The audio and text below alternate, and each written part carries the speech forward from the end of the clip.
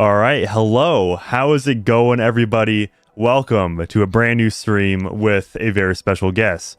I'd like to officially, this is the Glitch Poster's return to the post hiatus Manic channel. Which, by the way, I would like to thank you because Sullen the Lich, before the stream even started, sent a super chat for ARS 50. I don't know what currency that is, but he sent it saying, "I love Peter Dinklage. It's a shame the guy is a total douchebag IRL." Wait a minute, that's not him. Yeah, it's. Isn't Destiny pretty short? Yeah, he's Nick Fuentes' height about, which I think is like 5'5" or so, but they're right neck and neck with each other. Okay, 5'5". Yeah, do you want that's not the grade. I mean, it's like average woman's height, roughly. Right. Yeah. Yeah. So if you remember back in late 2023, I believe it was December, Destiny had his divorce go down between him and Melina, and then in 2024, July 13th, there was the attempted assassination on Donald Trump, who was a political candidate at the time, and the prior president. But he completely crashed out trying to justify it. He was the shooter for the shooter. Yeah, but he went on to Piers Morgan to continue to double down on it. Yeah, I mean, if I was Piers Morgan, right, I would milk him for content too, frankly. It's not like America's your country. Who cares? Yeah, I guess that's one way to look at it. let the Americans fight it out. So what we have in store is Ryan Beer's content nuke on Destiny, because he took the whole H3H3 bit of content nuke, which the content nuke was taken from Content Cop. But then I don't know. He could have said it. He could have said something unique, but whatever. No, I think it's fine that he does a content nuke, especially because H3H3 was alluding to the fact that he was going to be dropping a content nuke on Hassan leading up to this point. So I think it's actually kind of clever of him to name it a content nuke as well. Yeah, it's I mean, yeah, it works. It works. And I bet it's better for the algorithm probably. But yeah, just conveniently before less than 24 hours ago, the Internet Anarchist literally uploaded a video on the whole situation. Which the whole situation being this is not basically accusations. And he's getting in legal trouble. And the accusations have some pretty solid evidence behind them. I haven't seen it myself, but I mean, if you really want to dig it up and see it for yourself on Kiwi Farms, you can. So it's like the evidence of it existing is there. The only way that it really would have been leaked is if he was sharing it without people's consent. Pretty sure he admitted it kind of softly. I believe there's evidence, if we scroll down here, Destiny apologizing for his actions, right? So he apologized for the actions in DMs, so that can be taken as an admission of guilt, right? Right. But we do have a super chat from Kite and Chaz for $5 saying Manic should do a content nuke on Kite and Chaz. His takes on Sonic the Hedgehog suck. All right, put a 1 in chat if you agree with that assessment. 1 in chat if you agree. Kite and Chaz, content nuke him. 2 if no. But, this was posted on January 20th, 2025. So that must be the worst day of Destiny's life. For real. The timing of this all happening was something else. Yeah, the Mango Menace ascends to power. Then he gets the lawsuit against him. Some would say maybe she was set up. Maybe she was set up by the by the Orange Man. But Yeah, but essentially, this is a pretty long saying. It immediately starts off, I will be suing Stephen Kenneth Bonnell II, who is Destiny's real name, saying, on November 29th, I learned that the streamer Destiny had non-consensually shared pornographic content of me online. My dignity, peace of mind, and hopes for the future were stripped away in a mere matter of seconds following the portrayal of someone I previously trusted. And this is like the first domino to fall, right? If you know Destiny and his audience, they're very loyal to him. This is when the tides start to turn. This is when the people who sycophantically followed Destiny for so long, they realized maybe they shouldn't have, actually. Yeah. Yeah, the like other victims started to come forward. I'm not exactly sure how many victims. I haven't been keeping the closest eye on a lot of the details for this stuff. Just because even though I'm making a video that's covering it kind of tangentially, it's still it's so much to wade through, and it's like at this point the legal process is going to play out, and it's like, I don't want to pick and pry at it too much on that level, but yeah, it's also just like a complete headache to keep engaging with this stuff, to like keep looking into Destiny. So it's like Destiny is not a fun guy to research at all. Yeah, it's dude. Like I was like trying to do research on him for a video. It just got so much worse. Like as I was researching, more stuff was coming out about him, and then obviously there's a whole load of stuff way back when that I was like, where do I even start? Like, how do I even like construct like let's just say like it's 30 to 40 minutes, right? How do I make that and not make it sound like it's all over the place? Right, yeah, because yeah, the Destiny timeline, it's filled with controversy, and then right now it's like he's in turbo controversy mode. Yeah, it's and like it's so funny because if you look at Destiny's streams, it's like my country sad face chilling, which he's not talking about America, he could be like my country could be in reference to America, but I have a feeling it relates more to Ukraine.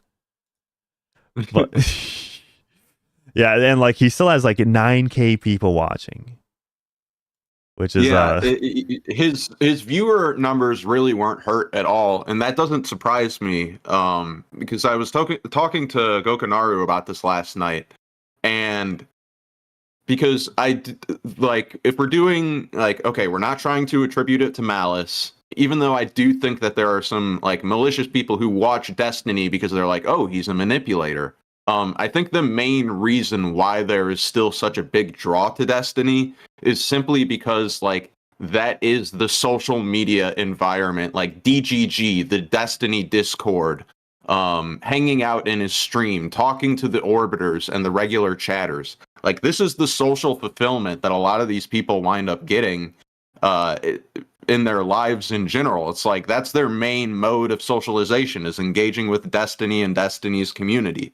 And it's like, just because some like really bad allegations come out against Destiny, it doesn't mean that these people are going to stop being addicted to like the social media circles that they have like become parasocially attached to. Not to use too many buzzwords, but like the parasocial relationship, like if we're going to be using that word, it perfectly applies to Destiny and his community. Dude, I'm literally just scrolling through this, and this sounds like all of this sounds like the most like bottom feeding content ever. It's just like, dude, it's like I could not imagine watching this more for like a month, right? Imagine you watch all of his videos that come out for a month. Yeah, one thing that I've like, and I'm not making this like a strong assertion, but it's just kind of my general opinion, general vibe at this point, that a lot of what Destiny and DGG represents is like a doomsday cult. I mean, it's also like a sex cult and a political cult, but like also a doomsday cult. Yeah, I feel okay. Have you seen Vosh at all recently? since the inauguration. I've seen a little bit of Kino Casino's Yeah. coverage of Vosh. Yeah, that's basically what I'm referencing. Like Okay. Vosh is properly a doomsday cult. Right, right. But yeah, this is definitely just like I was just like, these people are wrong on any like. I remember like Destiny during the election, like as like more states were turning red, he's like, bro, like he made some Dragon Ball reference. I have it somewhere on my computer. It's It's got like to be Dragon Ball or a Marvel movie, you know. They Harry got to, Potter. yeah, it's got to be something like that in order for them to really understand it, for them to contextualize what's happening. Yes. Okay. See, this is how you win a political debate, right? Reference Harry Potter, Star Wars, World War II, and only World War II, right? Yeah. Never Infinity mention. War. Yeah, never mention the Holodomor. Never mention the Holodomor. That never happened. As is like, dude, like, how do you? Okay, what did Asmongold actually say 2 weeks ago? Because he just like, I want them to suffer. Asmongold is angry and wants to. This is just like, this is the most like, who cares? Who cares, man?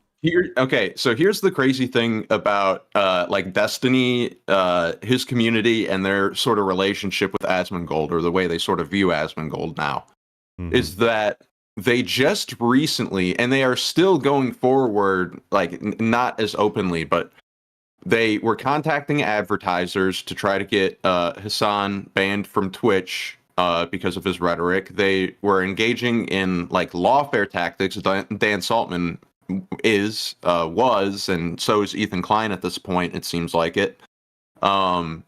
And they basically made Hassan Piker out to seem like the worst guy in the internet. And if you're gonna like pick a guy to make out to be a bad guy, Hassan's a very good pick.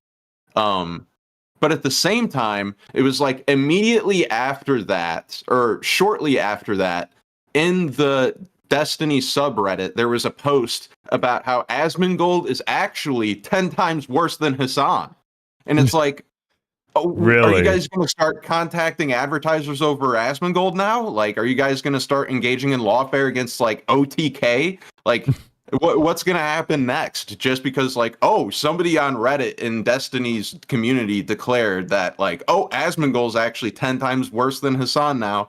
It's like, really? The guy you've been like crusading against for like years and years and years? Asmongold just like Trump wins and now Asmongold's worse. Like, okay. See, it's like they make claims and it may apply to like obviously Hassan is bad, right? But they use that to justify this whole legal crusade. And then they paint somebody else with that same label, or even worse with that same label. But like, yeah, I don't like. There's no way you can muster up the energy to take down Asmongold. Like, I don't know. He's like nothing. He literally like for the most part in his streams just want. I mean, to be fair, Hassan does too. But he's like he doesn't make the most bodacious comments ever. Right? It's hard to be enraged about Asmongold when you just got done crusading against Hassan. Yeah, and not only that, but even though Hassan has a huge community, Asmongold gets like what, twice the live viewers, if not more than that, than Hassan at this point. So it's like going up against Asmongold's community, like that really would be a task. Yeah, not to mention, but Twitch protects Hassan Piker, not really as much Asmongold. Right, yeah, that's the reason why they were able to get so many people riled up about it in the first place, is because Asmongold got banned for his statements about Muslims, but then nobody was getting banned for like the shit that Hassan was saying about Israelis, or like the Zionist tier list. That's a classic. From Frogan and Denims and other on an official streamers. Twitch panel. Yeah, that is wild. So it's like, I understand why there is so much like outrage, right? But at the same time, it's like a lot of this stuff is being used to like excuse what would normally be called gay ops, right? Yeah. Yeah, there's no way Destiny could take down Asmongold unless like I don't think there's some legal route to do so. Like, No, I don't think so. But at the same time, it's like, okay, but what other bags in his trick, or what other tricks does he have in his bag? Where with this lawsuit, and this is secondhand, this is more so something that I've heard. I haven't seen the exact evidence of it, but and Destiny does have the history to sort of, this claim doesn't seem like it's all that outlandish that Destiny is like trying to get his community to harass and or dox Cherry, which is one of his victims. And that was like after this stuff came out with, so it was like trying to use fear tactics to like get these people to scare them into silence or something like that. I don't know, man. yeah, I'm genuinely curious what he has to say about Asmongold. That's right. That's exactly why you're fired. You're going to be working. Let me use this as an audio test before we actually get into the DoorDash on welfare. Thank the God. meat and potatoes. Taking our tax money, giving it to random ass fucking countries so they can do drag shows. See ya. Okay, I'm assuming this is about like USAID. Too bad. Have fun. When was it posted? Struggling. 2 weeks ago, February 9th. Was that when the I think that was right around when the story was breaking, right? I would imagine, yeah. Okay. Yeah. Oh, wait. Sotunar says, who's worse, Destiny, Hassan, or Dev? Short fat otaku. That's a good question. That's a good question. My opinion is that Destiny is worse than all of them at this point. Yeah, I mean, to be fair, like, none of the others committed sex crimes. So, I mean... Right.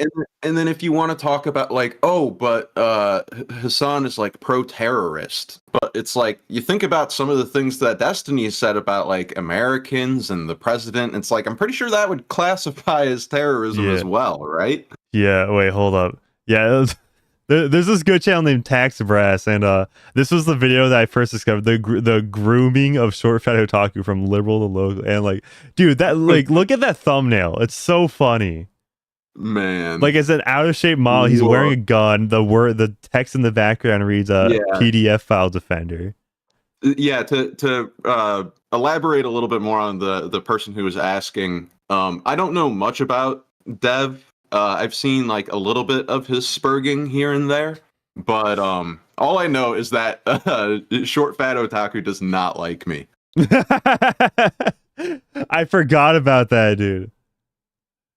Yeah, I saw him in Chud Logic's chat when Chud Logic was reacting to my video. Mind you, this was a while ago, so I don't know. Maybe short fat otaku came around. Maybe he's a huge Glitch Poachers fan now. Who knows? But he was in chat while Chud was reacting to the video, and he's like, "Man, I fucking hate this guy." Like, what did you do? I don't know, man. I don't know. Yeah, I mean, okay. See, the real reason why short fat otaku is the worst one is because he attacks VTubers. That's the real. I don't know. I'm not gonna. Now you're like, that actually makes him the best one out of the three. Yeah. So okay. Should we go straight into the internet anarchist video about this to give us all an understanding of the situation in YouTube friendly terms? Should we start with that one or the Ryan Beard one? I've seen like parts of the Ryan Beard one, and then the internet anarchist one I think is like very recent. Yeah, this is very recent. This will give us a whole overview of the situation.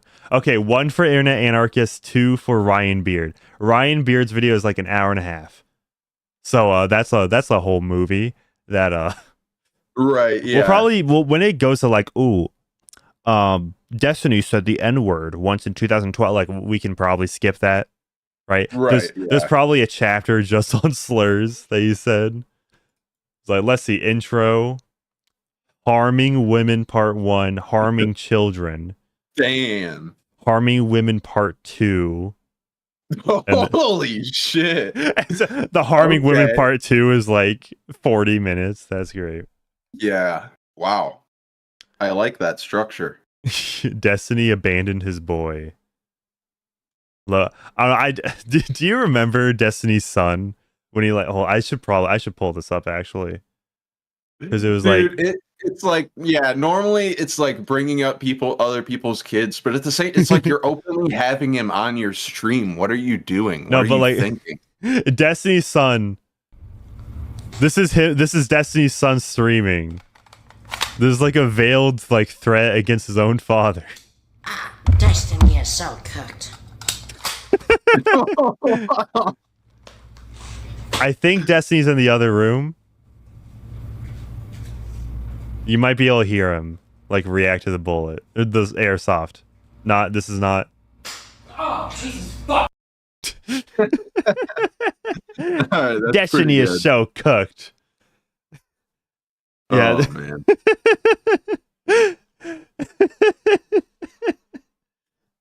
Yeah, it doesn't feel so great being shot at, huh, Destiny? Yeah, I don't know. What is that, like 13? What like is that how old he is? I don't know, man. Yeah, okay. We're getting a lot too, so let's do Ryan Beard's video. All right, Okay. put in your vote now, or forever hold your peace. Because here's the thing: is that I'm already a little bit skeptical of how internet anarchists covered this. Because like Yeah, I'm skeptical in of how 2 weeks. anybody and everybody covered this situation. Yeah, yeah. 'Cause, Basically, like, yeah, I am convinced that like whether it's a coordinated effort or not, whether it comes from a place of people just like happening to have a bias towards Destiny and liking the guy, or if there's actually like collusion. But there does seem to be a lot of like softball sweeping kind of behavior that like is going to get excused because just because if you make a video about what Destiny did and you list all of his crimes, it's like it sounds like you're condemning him, and it's the full story because it's bad enough. But it's like, unfortunately, it's like, no, wait, hold on. There's still like a whole bunch of other shit. We don't really understand the implications of the lawsuit that's happening against Twitch, what kind of legal precedents that could set. And that's like a whole can of worms that nobody has really even touched yet. So that's like anybody who hasn't really like talked about or touched on the lawsuit yet against Twitch, it's like we need to talk about that because that is something that could potentially change like the media landscape. yeah, it's like from what glitch posters have been telling me about, right? Buckle up, because like Destiny is he's dude, 2025 is gonna be his downfall. Yeah, it's not gonna be a good year for him, that's for sure. It hasn't been a great past few years, frankly. The last few months, I would say, have really spiced up. It really picked it up a notch is the phrase I was reaching for. Yeah, oh yeah. I mean, I'm sure he was making lots of money this last year, anyways. But by the way, you know how YouTube like demonetize Dr. Disrespect completely, right? But Yeah. Destiny, he's not nothing, no punishment at all on YouTube. That's one thing that I was thinking about, and it's one of the reasons why I think Destiny gets preferential treatment on YouTube and how you could legally prove that. If like I don't want more lawfare to come from this, but it's like I wouldn't be surprised if Hassan's community like turns right back around and tries to get YouTube sued for giving preferential treatment to Destiny and using the same legal precedent that they used to sue Twitch, that okay, you're not going to get Section 230 protections because we're going to classify you as your own publication because you are choosing not to enforce your TOS with Hassan Piker in particular. And it's like, okay, you can make the same exact argument with YouTube's treatment of Destiny. I don't know why Nicholas Diorio is getting behind the like contacting advertiser stuff. I don't know why people like Willie Mac are not really being more vocal about the lawfare when they seem to be in talks with these people behind the scenes, and they're just like not talking about the part of it that actually has like an effect on the most amount of people. I understand that the sex crime stuff is very important to talk about as well, but in terms of like you can't really compare the two, and they're both so awful and they both have such like wide-reaching implications that both do need to be talked about. So it's like this weird position where it's like Yeah, like I was saying, it's like you can cover half of the story and it already seems damning enough, but that's like we're not finished yet. Like we still like that was just the veggies. That was just like the Yeah. first course of the meal. Man, if only we had a lawyer that was able to cover this. Oh, Let's see what's up. man. Wait, does he even have like a channel? Is his channel dead? Like, did his channel get completely deleted? I would be kind of surprised if he just didn't have a YouTube channel, period, right? I mean, okay, his channels were Kata Law. I think so, But, yeah. like- Try looking that up. Yeah. By the way, shout out to the Dragon's Treasure. Nice. You know, made videos on Nick Rekieta, who many of you may recognize the Dragon's Treasure from Nick Rekieta first. Just know that we disavow Rekieta Law here. Yeah. Yeah, lost bullets for a Canadian I see. I recognize that country. Canadian $5. Since when has Manic been monetized? Since like I don't know, maybe like 3 weeks ago. The George Droid prophecy. That's right. Yeah. Okay. Let me search up Rekieta. I don't know. Like, did his channel actually just like? Okay, so that's odd. You search up Nick Rekieta, it doesn't show up. The Rekieta Law.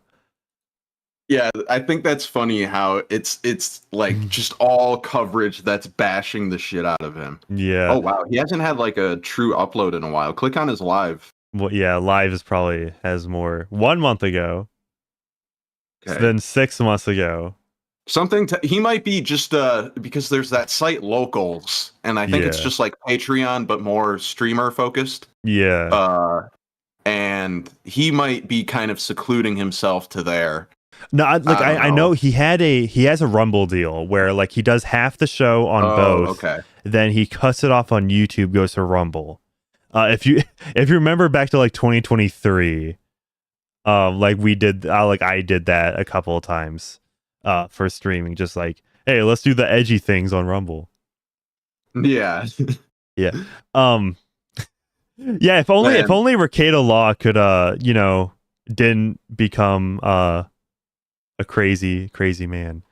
You know, Right. if only. If only he had the reputation he had like 2 or 3 years ago, then he could weigh in on this. Dude, honestly, the downfall of Rekieta Law is like immense. Because like, there is a Netflix documentary about Johnny Depp versus Amber Heard. Nick Rekieta is in that documentary. Yeah. Yeah, dude, it's crazy. Okay, and then we were like switching to one Rekieta to another. yeah, exactly. Yeah, yeah. Lost bullets. This really does this freeze frame right here. This really does look Rekietian. Oh yeah, dude. Like the way he moves his mouth. I don't know if you saw in a few clips. It's like, is it Coke Jaw? It's well, he's like for sure on at least Vyvanse. Perhaps he's taking Adderall. Yeah, definitely, dude. Like, that's like, people joke about the meth and stuff. I think it's much more likely just the pharmaceutical stimulants, which is like at the rate he's going and the shit he's kind of dealing with, it's like, yeah, I don't know if you need to be taking things that induce like paranoia. yeah, dude. Like you would be surprised just how many streamers like take copious amounts of drugs. Yes, Adderall is a big one for like streamers and yeah, like Steven Crowder, he's an Addy boy. Yeah, Coke too. Not Steven. I'm not talking like Steven Crowder specifically, just like streamers in general. Yeah, but yeah. So lost bullets for Canadian $5. I'm a lawyer, sort of. What was the question? Okay. No, but like basically just like if we had a popular YouTuber lawyer around that could cover this Destiny lawsuit, basically. Here, I'll explain the situation to the chatter though. So currently behind the scenes, Dan Saltman, who is associated with Destiny and Destiny's community, is trying to sue Twitch, or he has a legal team trying to sue Twitch. There's anti-BDS laws. That stuff I don't understand at all. But then there's the Section 230 stuff. So what they're basically trying to say is that Twitch shouldn't get Section 230 protections, which Section 230, as far as I understand it, is where social media sites that host content are not going to be held responsible for individual users uploading content to the platform.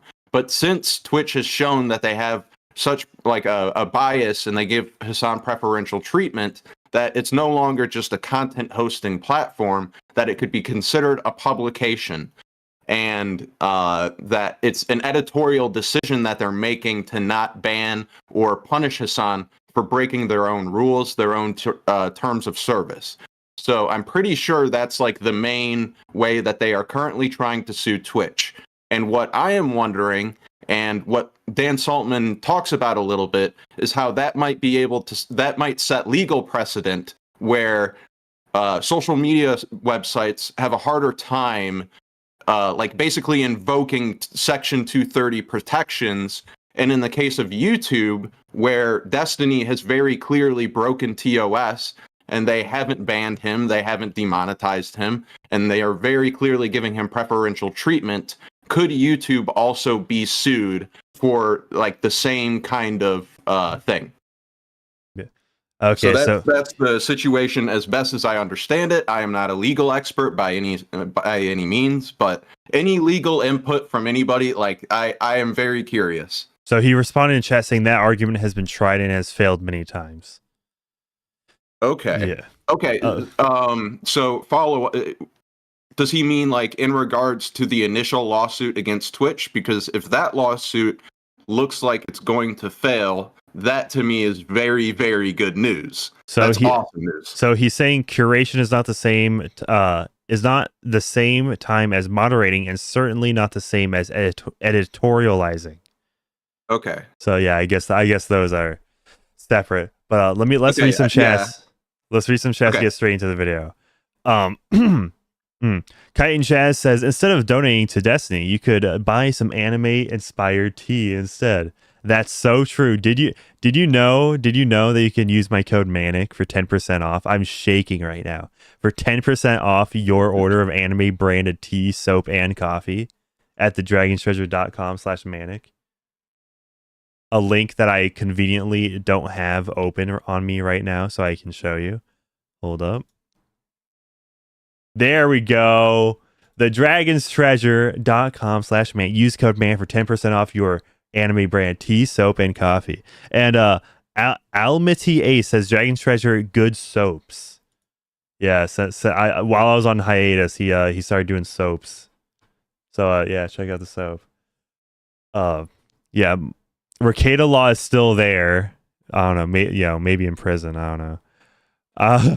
I could. Lost Bullet says I could call in. Manic has me on Discord.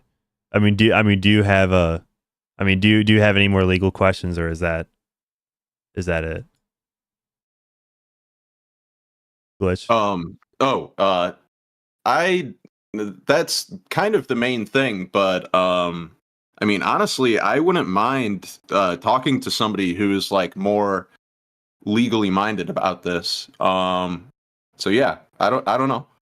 Okay, I don't really have any more questions, because like that is the main question. I think is whether that lawsuit would have been able to shake out, and if it was going to set any kind of legal precedent. And if the lawsuit's not going to shake out, that's a very good thing. But then them still trying to push the lawsuit is still like that's still like not something like, oh, their attempt at lawfare failed, so therefore like they don't deserve criticism. Like, no.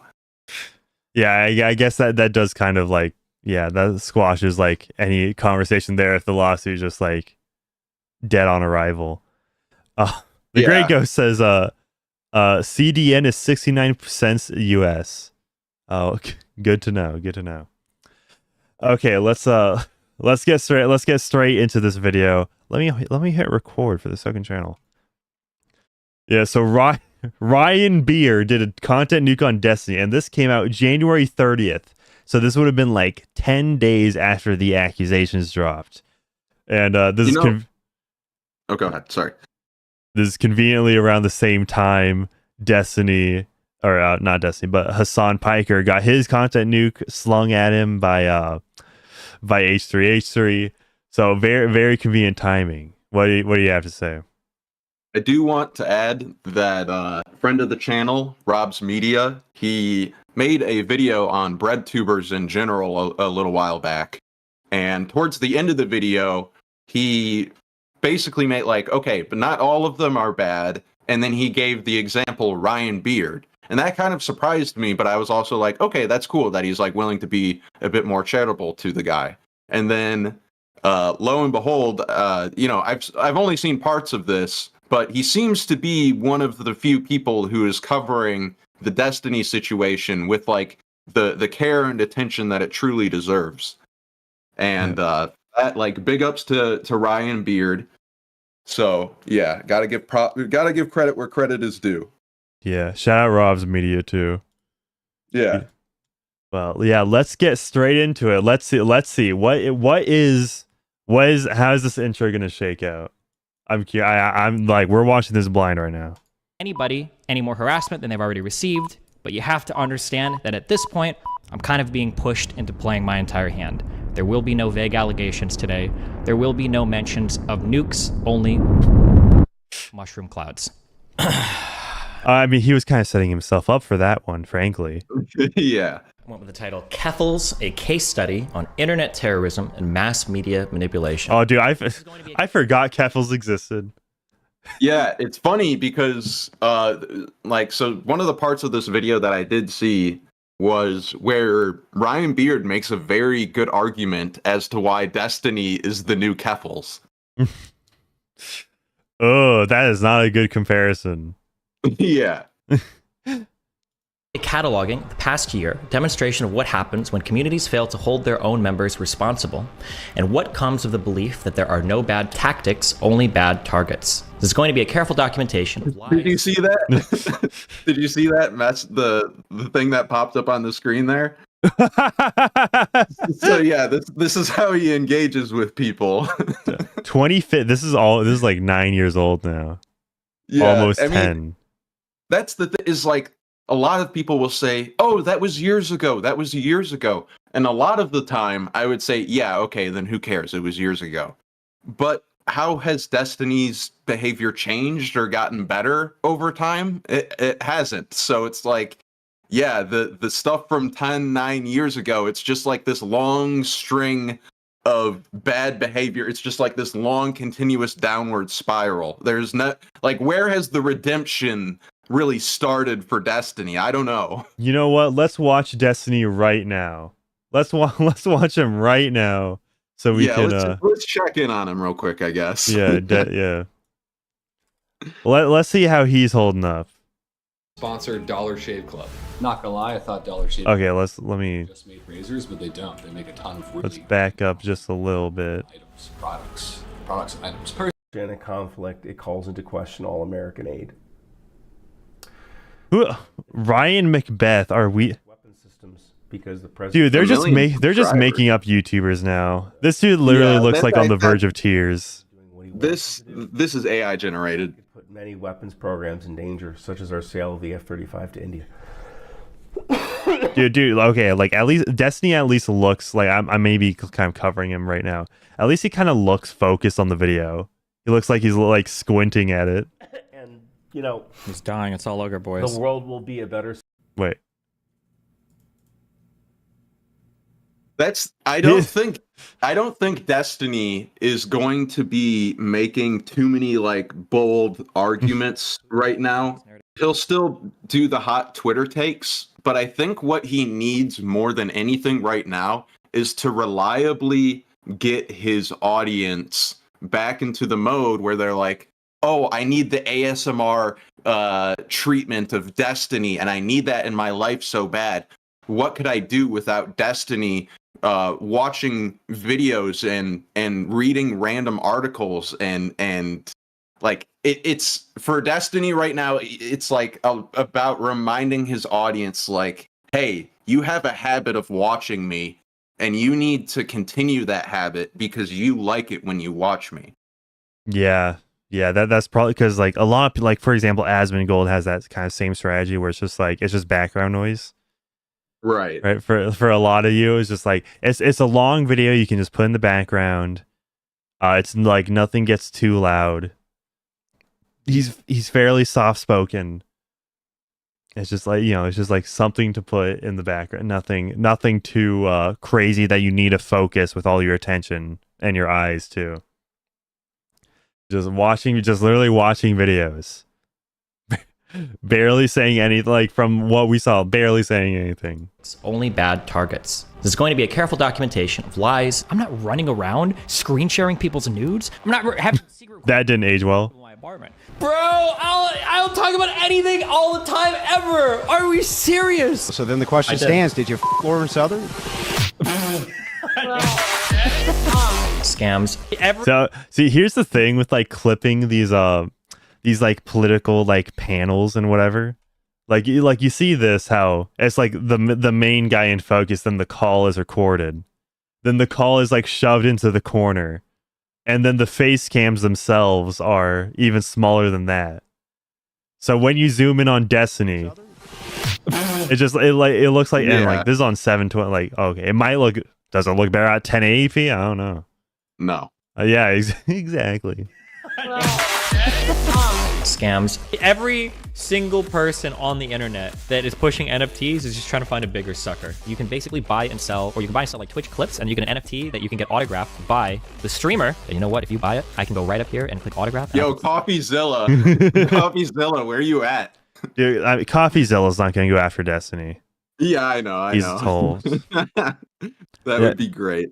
Yeah, I wish, but he's his dude, like when he went after Steam, Valve for their trading, it was completely like, oh, this guy's a fraud. Whatever NFT you want me to sign, okay? It was like that video was so bad. I think there's a fair argument to be made there. I don't think that, for me, that doesn't really change my opinion of CoffeeZilla much. I think from what I have seen of CoffeeZilla, I would say that, like, YouTube journalism, the bar isn't really anywhere, but he's definitely like up there at the top, I would say. Yeah, I mean, like thing is, right? Like, if you're going at Valve because like their trading has like real world value, then like how like you're gonna have to explain how that's worse than like Overwatch, where all their skins and in-game currency, and not just Overwatch, like basically any game, right, has no real world value. Like, you can't trade a Fortnite skin for Epic Game Store credit. But you can't. There are more markets. Like, I do understand the line of argumentation that he was going for there, and I do think that it is worth talking about how there is this kind of loophole with gambling regulations in video games that has been like flying under the radar for a while. So I do understand like the points in the argument that he was trying to make there.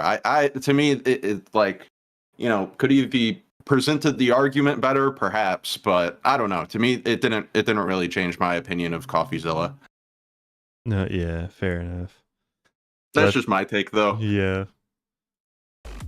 Bullying. I mean, like, I don't know, if you're buying a Destiny like Twitch clip NFT, then like I don't know what you're expecting, frankly. Like, are you expecting to get a return on your investment? Oh yeah, like I wonder how those NFTs are selling right now. I wonder what the stock price is on that. Yeah. Doxxing. I literally just doxed that girl. The one that tried to throw egg on me like a week or two ago. Like, I don't give a fuck about like doxing. And an utter lack of accountability. Molina recently confirmed that the sex tapes leaked by Destiny's former Jesus Christ. girl were shared by Destiny without her consent. Good one. Nice. If she has no legal recourse. And I've got a whole bunch of super chats for you. Wick, ready? Okay. Over the years, I've worried about the types of tactics endorsed by progressive communities. The uncomfortable distorting of narratives. Honestly, I'm pro-genocide. It sounds really shitty, but like, I think that Israel should just drop its... Yeah. He still gets spots on Piers Morgan though. So yeah. I don't know. Yeah, maybe this is just his world and we're just living in it. Maybe he's just the main character, frankly. He was for a bit, but everybody's got their 15 minutes. Yeah. Yeah, do it like okay. I don't because when I was doing research on Destiny, like I kept seeing like Wick TV, right? Especially like mostly like the like post assassination attempt, like you know, it's like okay, like who is Wick? Like he only had like 4,000 subscribers on YouTube. Like why is Destiny streaming with him? If I had to guess, it has to do with Destiny's affiliation with Progressive Victory, because I'm almost positive that Wick TV gets paid by Progressive Victory. Oh, okay. That would make sense. I don't look. Okay, hold on. I'm gonna have to look. Because Wick TV. Because I'm pretty sure they barely upload on YouTube, unless they're mostly a Twitch. Okay, 7K. Wick versus Destiny attempted Trump assassination, 10K views. So it's like. He hasn't uploaded in like 7 months. Okay, he still streams. So I don't know. I don't understand. Like if this is the guy being paid by Progressive Victory, then like I don't understand how a PAC is seeing the value in this. Yeah, I don't understand it. I haven't really fully looked into Progressive Victory. It's something that I've thought about covering, but at the same time, certain parts of it just don't interest me enough, I guess. I don't know. Yeah, Progressive Victory, it's for people in chat who aren't familiar, it's this PAC where it's like Brianna Wu is one of the main people who run it.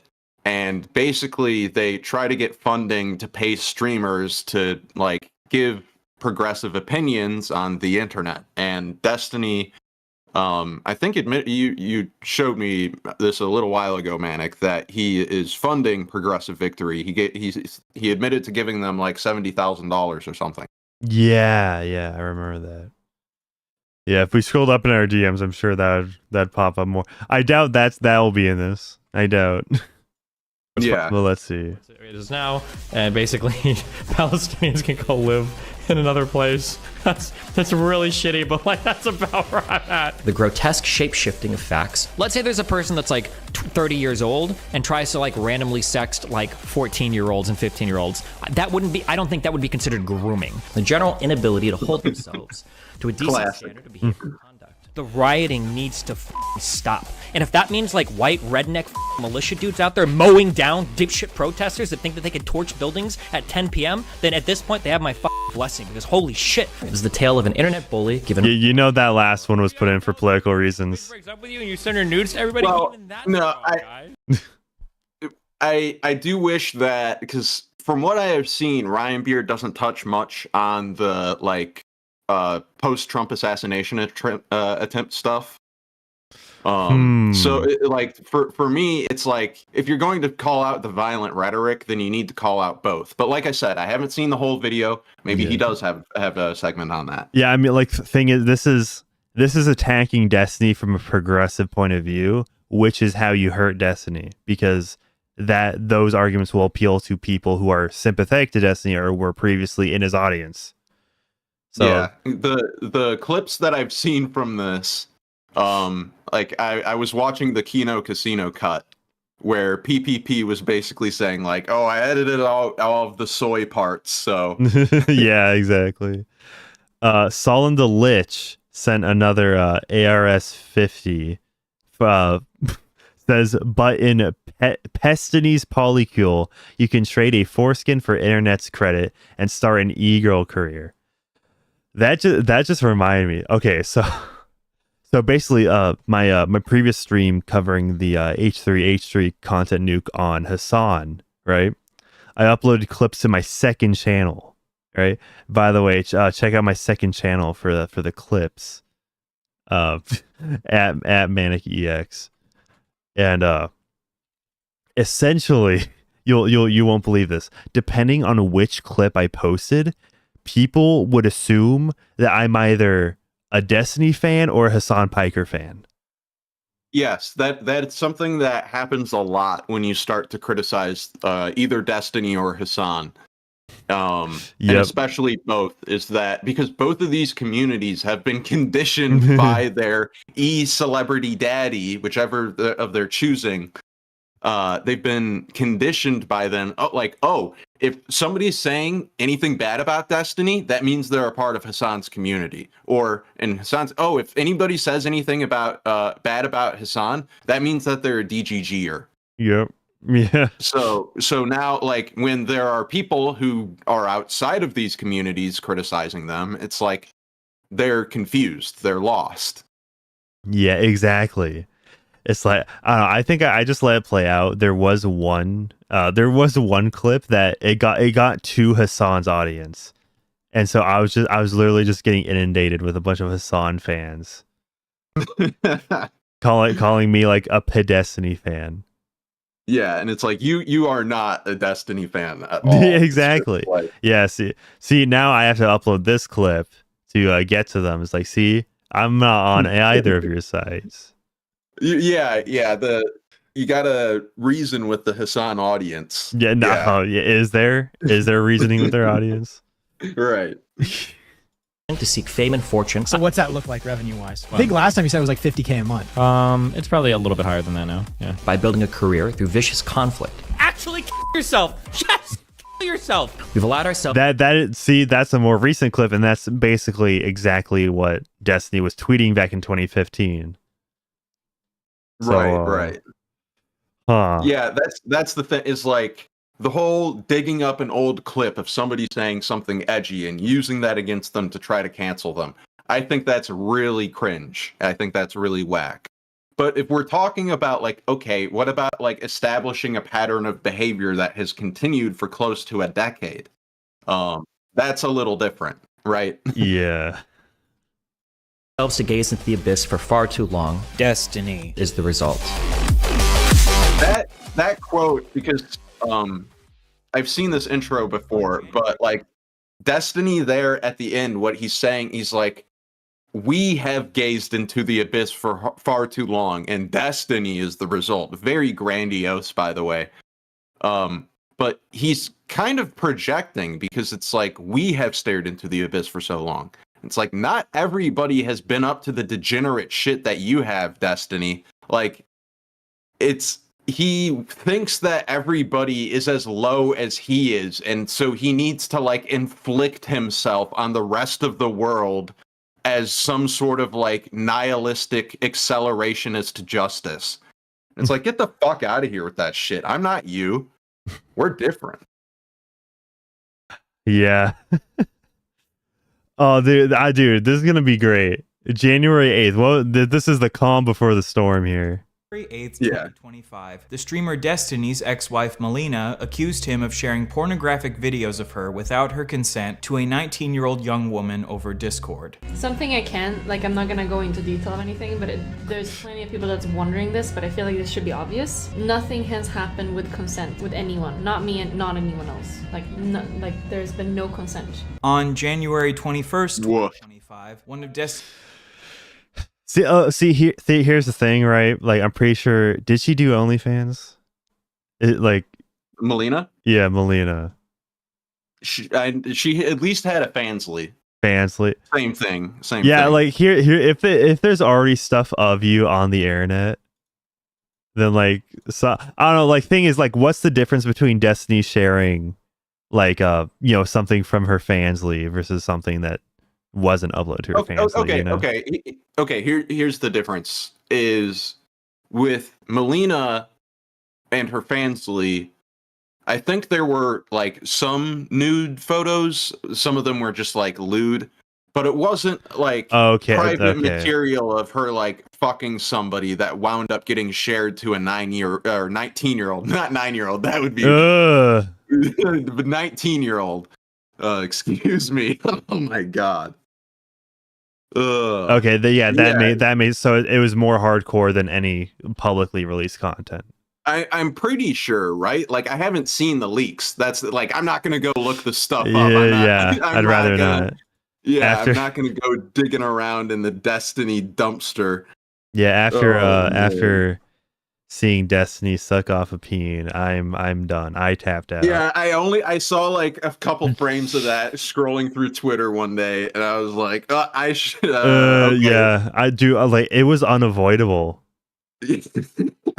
Like, I had to just put it down. I'm not even on Twitter anymore. I just happened to be like randomly looking for stuff on Twitter that day for like a video or something, and it just happened to be when that stuff was breaking, and I got a mouthful, all right.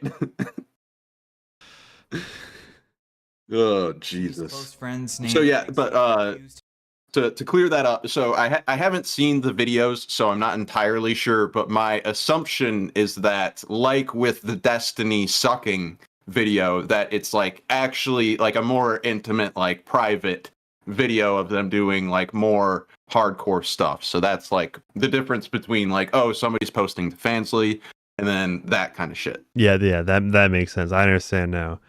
Chitin Chaz for $2 says, lies, I'll leak the DMs. Manic loves Destiny. Lost Bullets for 10 Canadian says, Manic is the secret love child of Brianna Wu and Coach Red Pill. I can't believe I didn't see it before. Manic even plays video games with the skill of Wu. Okay. I'm gonna have to up the super chat. Like, if you're gonna insult me like that, you're gonna have to at least pay like 20 Canadian. I don't even know how much that is in American. I didn't know Brianna Wu was a gamer. I didn't know Brianna Wu could conceive children. Yeah, I was kind of thinking that part too. Sharing pornographic videos of her without her consent. Destiny later revealed that this 19-year-old he had sent these. Well, what a funny ad. Yeah, funny. Jesus, I didn't quite catch that. Oh man. Sullen the Lich for ARS 50 says, soy fed otaku was on Arch's stream flexing that he de-radicalized Wu. I didn't see or hear Wu apologizing for the fake threat emails he sent himself. I'm not. I don't know. I forgot a lot about Brianna Wu. I don't know much. I know it's just like, Gamergate era thing, whatever. Yeah. Had allegedly been hacked, leading to these videos being leaked on the internet. I think a friend of mine's account from that I talked to like 3 or 4 years ago ended up getting. Okay, Lost Bullets sent a Canadian 50. Manic, I will insult you with any amount, any time of the day, and you will read it. Love you, man. Hope you have been well. Cheers. Cheers. Things have been going all right. I I'm not saying I regret leaving, because I do think it was needed to realign myself, but readjust. But I'm glad to be back. Hell yeah. Compromised, and sometimes you just gotta roll with the memes. It is what it is. What do you want me to say? There's some ominous music in the background. Day of January 21st. One of Destiny's previous close friends, named Cherry, not only accused Destiny of sharing a recording of them having sex without her consent, but also of recording her without her knowledge. How many girls fucked this guy? Sharing these sex tapes of dude. Cherry's allegation is it's a lot. has recently filed a police report against Destiny. This is the story of Stephen Bennell II, a man given far too much power. Who did he hire to take that photograph?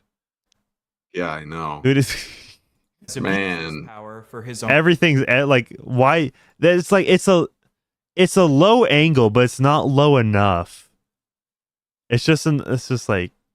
Hi. So, this video has been a long time coming. I've been slowly collecting evidence about this man, Destiny, here for about 3 years now. And I don't know about you, but I think it's finally time to take this motherfucker down. Destiny... Dude, that's hilarious. Just like, imagine a video 3 years in the making.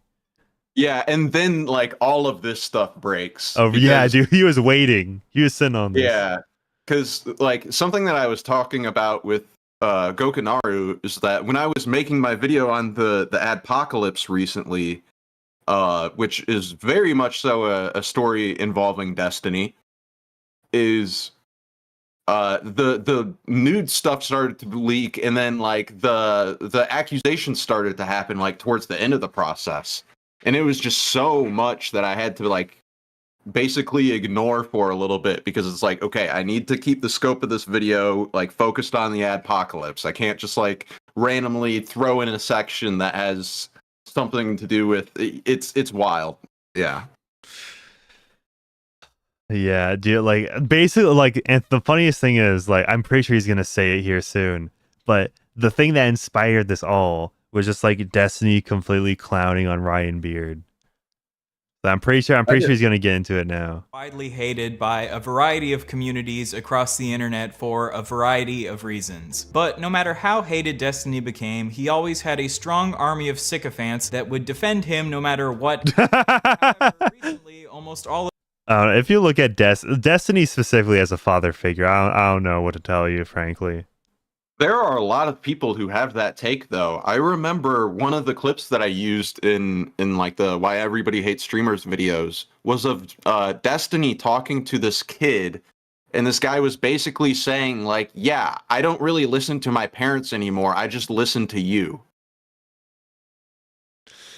Yeah, like I'm gonna be real. I'm assuming Destiny's like hardcore fan base has a good chance of being fatherless. Yeah, I mean, yeah. Unfortunately. Yeah. Orbiters are what he calls his friends who stream with him. Basically, the implication is that Destiny is this massive planet, and all of his friends are these little planets that orbit around him. This has created an ecosystem where most of Destiny's friends rely on Destiny's success for fame and money. And because most of these people rely on Destiny for money, they've done a remarkably good job at sweeping allegations against Destiny. Not so erudite, dude. For yeah, I mean this is how like a lot of BreadTube operates, right? It's like Hassan Piker will react to some like garbage video essay that's like, oh, the secret like trans meeting of the Teen Titans or whatever, you know. So Yeah. something like that, and he'll be like, guys, this is great, boost it up. I don't know why I'm doing a critical voice when doing that. But then Hassan's audience will go to that channel, and then like that basically like getting reacted to by Hassan is gonna be your big break, because he has enough sycophants that will support you, if he likes your video.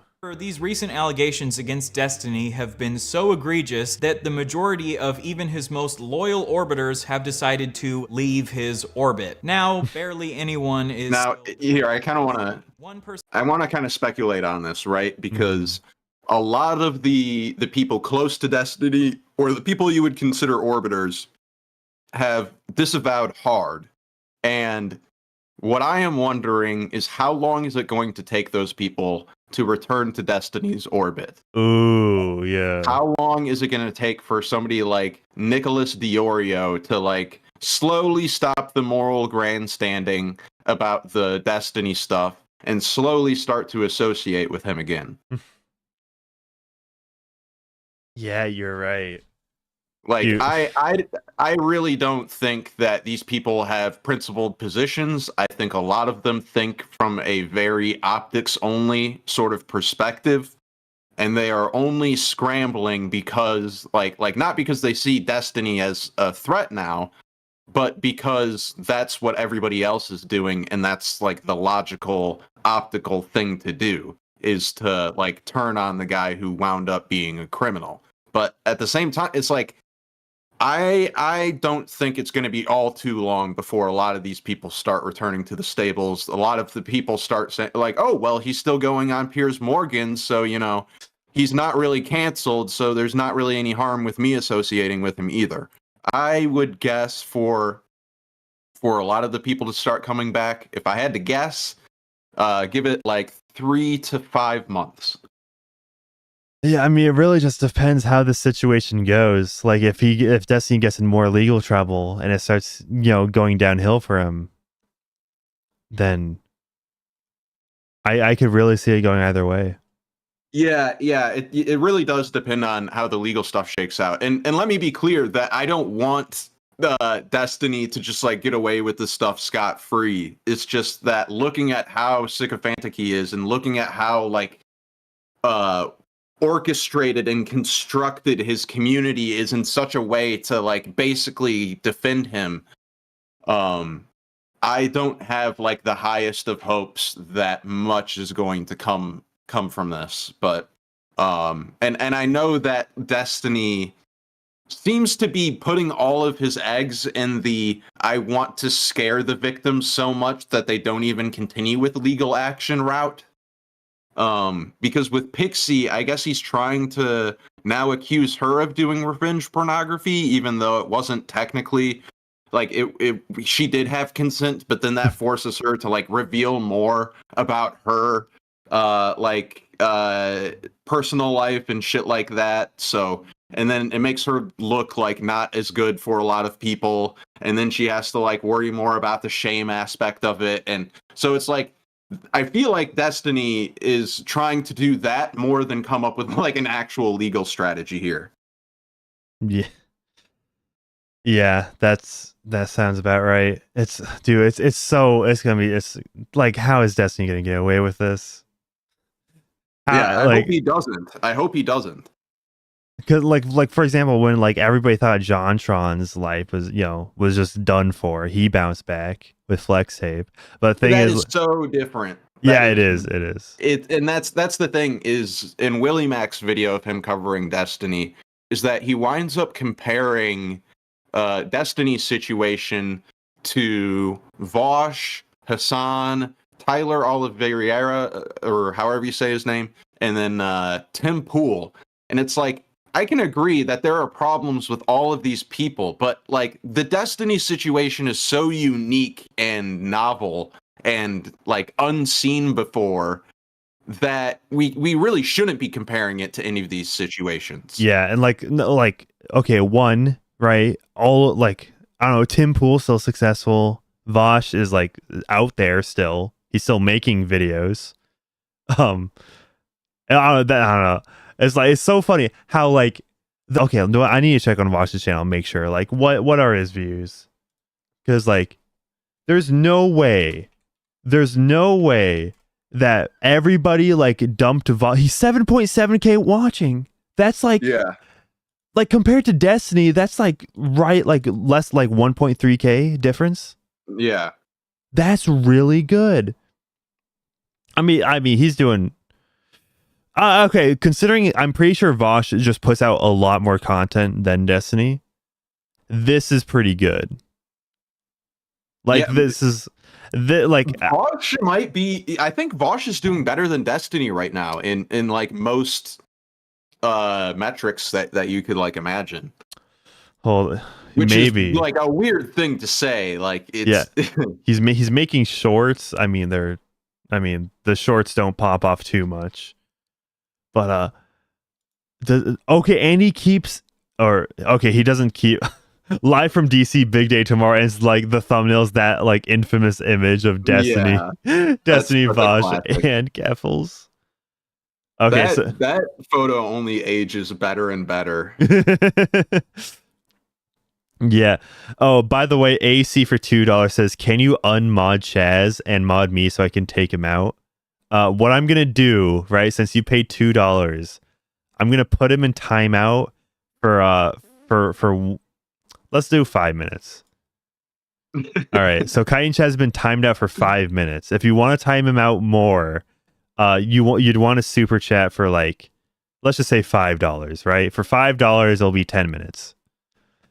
All right. Good. Glad we got that sorted out. Yeah. So Vosh is still out there. Hassan Piker is still out there. So like, it's not like those the controversies took them down at all. But thing is, Destiny has a very progressive audience that I'm assuming would be particularly like sensitive to what Destiny has done. Yeah. You know, like if they really trusted Destiny that much and to have it betrayed like that, It's just, what does $100 get me for timing chat? Okay. No, you can pay whatever amount you want to time out anybody else. All right, those are the rules. It doesn't have to be just Chaz. Let's be clear. You can time out somebody else in chat for just give me money, all right, and then I'll do so. Person who is still nice. Destiny is Myron Gaines from Fresh and Fit, who recently decided to slut shame Destiny's victims. Dude, that's so no. Okay, here's the crazy thing. Like, out of everybody who's defending Destiny, Pearl Davis and Myron Gaines.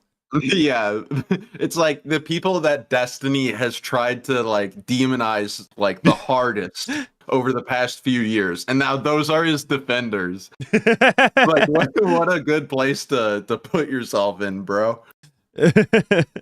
Yeah.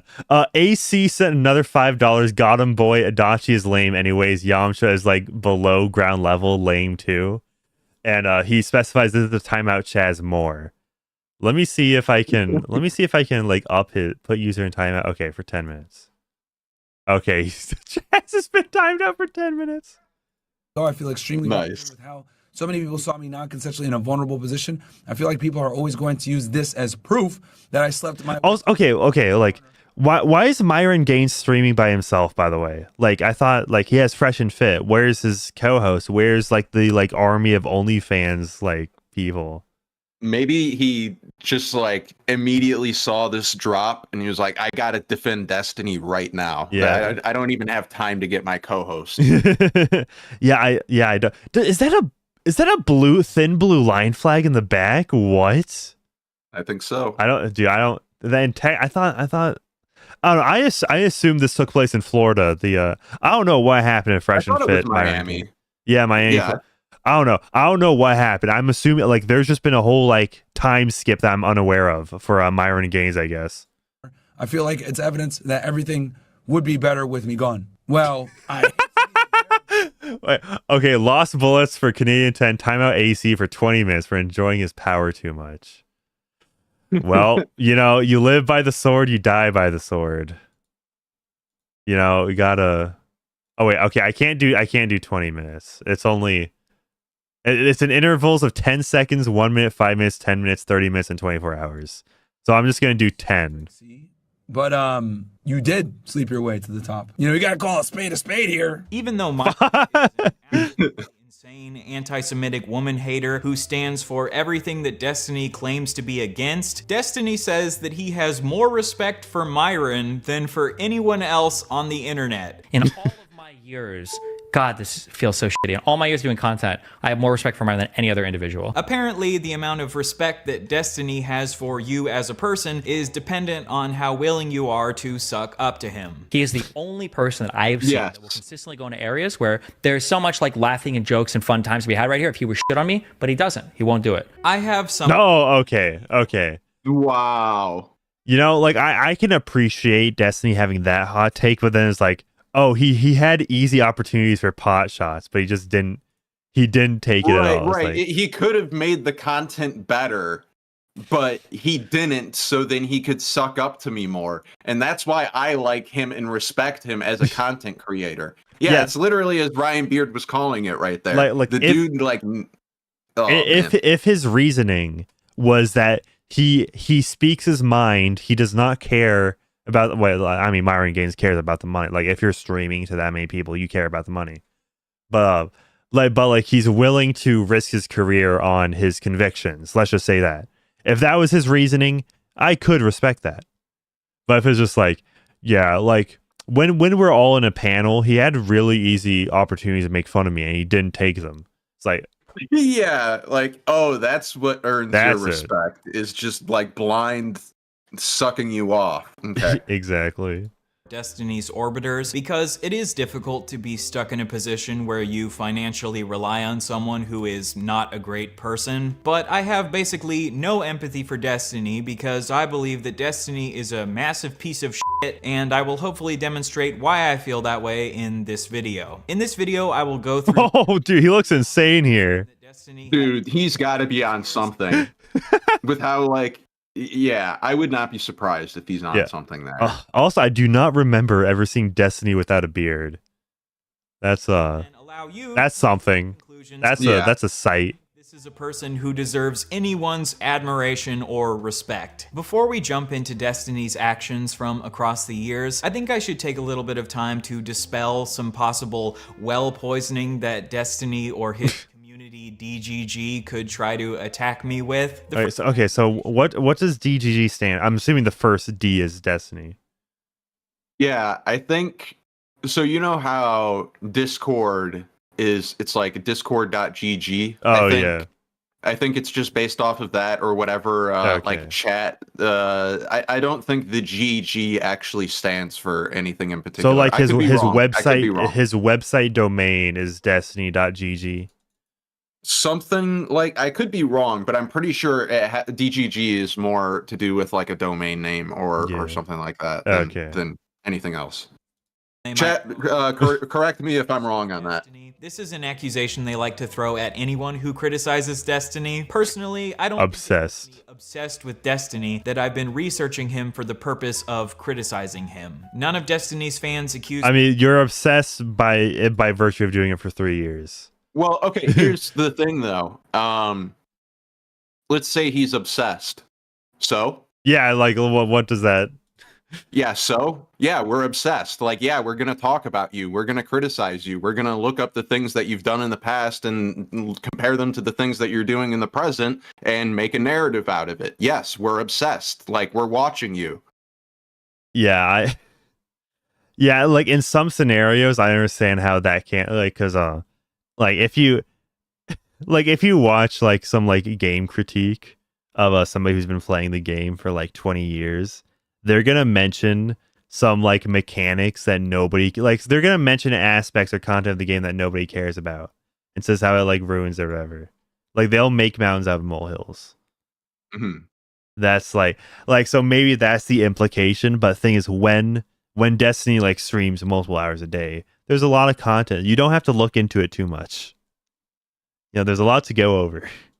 Yeah, it's like that's something that I've thought about.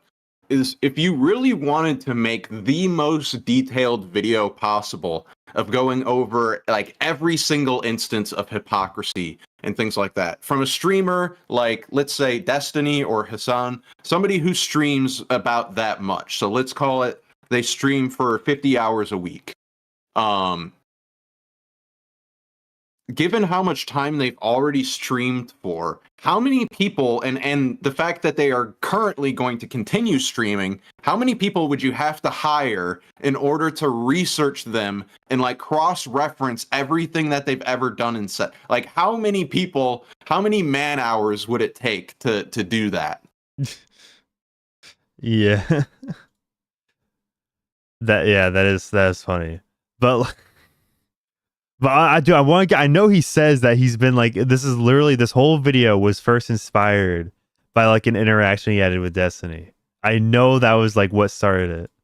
Me of being obsessed with Sneeko when I did a deep dive into Sneeko's harmful actions because they don't like Sneeko. But they probably will accuse me of being obsessed with Destiny because Destiny is their daddy. This is the first video I've ever made about Destiny, and it'll probably be about an hour and a half long. Compare that to the probably hundreds of hours that Destiny has spent on his stream criticizing Hassan. And I have nothing against Destiny criticizing Hassan. It would just be pretty hypocritical to accuse me of being obsessed with Destiny for making 1 hour and a half long video about him, while Destiny has talked about Hassan for hundreds of hours. Destiny has written multiple... I could not imagine talking about Hassan Piker of all people for hundreds of hours. All right, to be fair, I did do a stream called Hassan Watch, and the primary goal of that stream was just to clown on Hassan a bit. Yeah, okay, you know what? Fair. You know what? I take back what I said, okay? Because you know what? It wasn't like serious political takes, though. Yeah, for the most part. I mean, I don't know. If somebody counted all the times I talked about iDubbbz on stream, it might get to like. I doubt it'll be 50 hours. I don't stream every day. I don't stream that often. Right. But yeah, I mean, like, and it doesn't help that like whenever iDubbbz like uploads something, people keep tagging me on Twitter and all that. It's like, oh man, people are probably expecting a video about this. And then it's like, oh wait, this is literally just boring. How am I supposed to get content out of this? Yeah, that's the problem. Is like so much of what Destiny is going through is either just like covering the next humiliation ritual or just something that's like boring. Exactly. But you know, Mhm. if you know, if iDubbbz does something weird or crazy, who knows? But like for the most part, right now, it's like I don't see him really doing much. I don't see iDubbbz as a very exciting character right now. Creator Clash 3, like that could lead to some funny things. I'm curious about how that'll turn out. But yeah, I don't think there's going to be any like big iDubbbz moments until we see the fallout from Creator Clash 3. Yeah, that's my time to strike. It just so happens to be very convenient timing for me to be making an iDubbbz video right, like, and then release it right after a promo for Creator Clash 3. Nice. Yeah, that was just fortunate timing. Creators like Vosh, Keffals, and Bob. Shout out anyone in chat. All right, was my new iDubbbz video from like 3 weeks ago? Was that your first video of mine? Is there anybody here that's new? And by new, I mean like last month. 7 who Destiny believes have wronged him over the years. Although I find the label of manifesto a bit cringe, I see nothing inherently wrong with Destiny writing manifestos to chronicle the bad behaviors of these creators. So, in the same way... Hold on just a moment. Imagine Ryan Beard being able to call you cringe, and he's 100% in the right to do so. Like, man... Ryan Beard, he's leveled up a bit. All right, I got to give some props because I do think Ryan Beard has leveled up a bit. Yeah, that's like, how are you getting clowned on by Ryan Beard of all people? Hey, that's a Ryan, as the Kino Casino would say, that's a Ryan Beard W. I mean, it's not just the Kino Casino that says W. Let's not pretend like they came up with that terminology, but you know. It is their regular nomenclature, if that's the right word I'm looking for. Yeah. My manifesto against Destiny. And if you have an issue with me making this manifesto, I hope you will stay logically consistent and also criticize Destiny for making manifestos about Vosh, Keffals, and Bob 7. If I had to predict how Destiny himself would respond to this video, he would probably respond with something similar to this tweet that he tweeted at me a couple years ago. You're hopping into a bandwagon of people accusing me of being a rape apologist because you're still upset that I bullied you off the internet a year ago. Don't play stupid. You know exactly what you're doing. To be honest, Destiny isn't 100% wrong here. I am jumping onto a bandwagon of people criticizing him, but I don't think that's an inherently bad thing to do. Destiny jumps onto bandwagons of people criticizing Hassan all the time. When Ethan Klein makes videos attacking Hassan, Destiny jumps onto the bandwagon. So yeah, it's like if you want a relevant YouTube career, right, for like long term, you are gonna have to jump on bandwagons. Yeah, and another thing is that Destiny... Shoot. I forgot what I was going to say. It's over. It's over. It's over. Are criticizing Destiny right now for sharing women's sex tapes without their consent. Hell yeah, I'm going to jump on... Which, by the way, I'm pretty sure Dexerto had the article on their website, but waited a few days before posting a tweet about it. Yeah. Like, I remember there's something weird going on with Dexerto. Why is this video buffering? Am I going to have to lower it to 720? Please say the stream itself is not buffering. Or I don't know, maybe YouTube's just banned now. Dude, this is actually going to like... Destiny right now. There we go. Okay. We're back. Hell yeah, I'm going to jump onto the bandwagon and roast the shit out of them. In regards to the bandwagon thing, one of the things that Destiny said on his return stream, responding to the allegations, like after he took that week break, is he was complaining that like, oh, there are like 5 different communities that are coordinating with one another and they want to see me destroyed and yada yada. It's like, yeah, duh. Like, obviously, like you have been such a successful instigator and provocateur and successfully pissed off enough people where naturally they are going to be coming out of the woodwork and criticizing you and coming for you in like new and different ways. Like, you brought this upon yourself. It's not like, oh my God, this like secret cabal of Destiny haters all like had to like coordinate, and it's like, no, this happened very naturally. Like Destiny, a lot of people don't like you. Okay. Yeah. With the way the internet works, criticisms against someone are more likely to stick when that person is actively engaged in a controversy. This is just how the internet is. So yes, I waited to make this video until you were in a possibly career-ending controversy because I knew that this would make more people listen to my criticism against you. Do you have a problem with that? You know how the internet works, Destiny. You jump onto bandwagons of criticizing people who are... Wait, okay, yeah. Destiny responded to the In Praise of Shadows video. Leftist spreads fake R allegations insane and racist hit piece.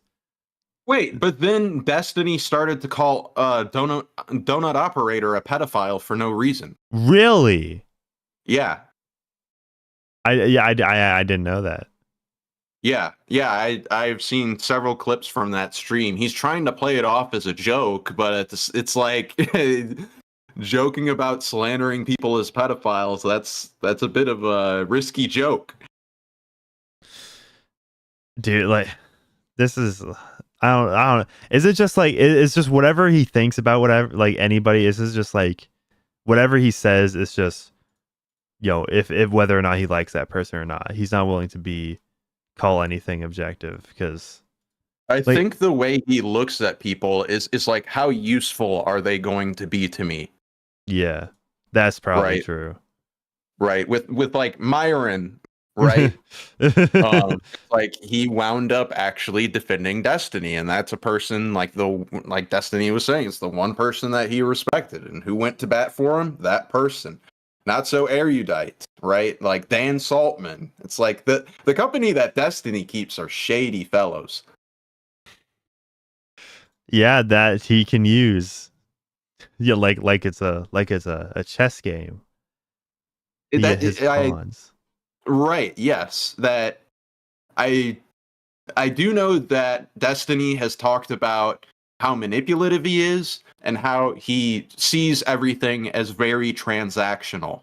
And it's like, yes, he does see this all as a game. Let's see.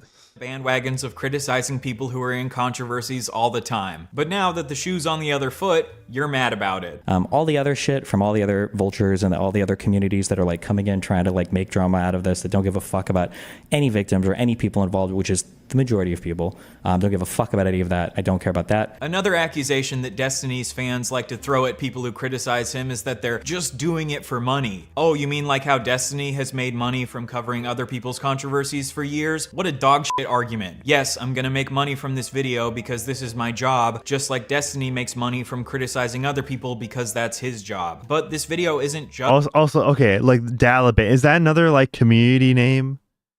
Like why... Okay, so I think there's a subreddit called Dalaban, and I think it's kind of like an alt Destiny subreddit where even like more of the shadier, scummier shit gets said and done. Oh. If I'm not mistaken, but it's like, yeah, the Dalaban, it might have more to do with Dan Saltman than Destiny, but I'm kind of talking out of my ass at this point. But from what I've seen of that subreddit, it's basically like Destiny dark. Yeah. Dude. Yeah, I do. I probably don't want to catch strays from the Dalaban. They'll probably mess my shit up. It's like Destiny makes money from criticizing other people because that's his job. But this video isn't just about making money for me. I genuinely care about raising awareness for the shitty stuff that Destiny has done. If you're gonna write a manifesto about Keffals and say that she needs to be held responsible for her actions, demonstration of what happens when communities fail to hold their own members responsible, I'm gonna do the same thing to you, motherfucker. Now let's focus in on this part of the tweet. You're still upset that I bullied you off the internet a year ago. You know what, Destiny? You are not totally wrong. wrong. Being bullied off the internet didn't feel particularly good because people This is what I was getting at. being bullied. Destiny and his community definitely have bullied me over the years, but I don't really care to relitigate my personal beef with Destiny. Destiny and his community weren't very nice to the suit-wearing fatty. Who gives a fuck? But Destiny, you don't get to criticize Keffals for... Dude, he actually like has the charisma right there. Yeah, no, yeah. He did a very good job with this video from everything that I've seen. Dude, he's going is like, and I'm glad like a lot of this wasn't dedicated to like, oh, he called me fat. Like Honestly, go ahead. Like he didn't let like his personal grudges get in the way of making a good video.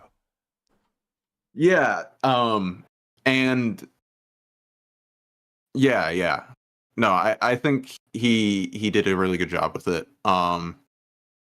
Fuck. I was gonna say something else, but it doesn't matter. Okay.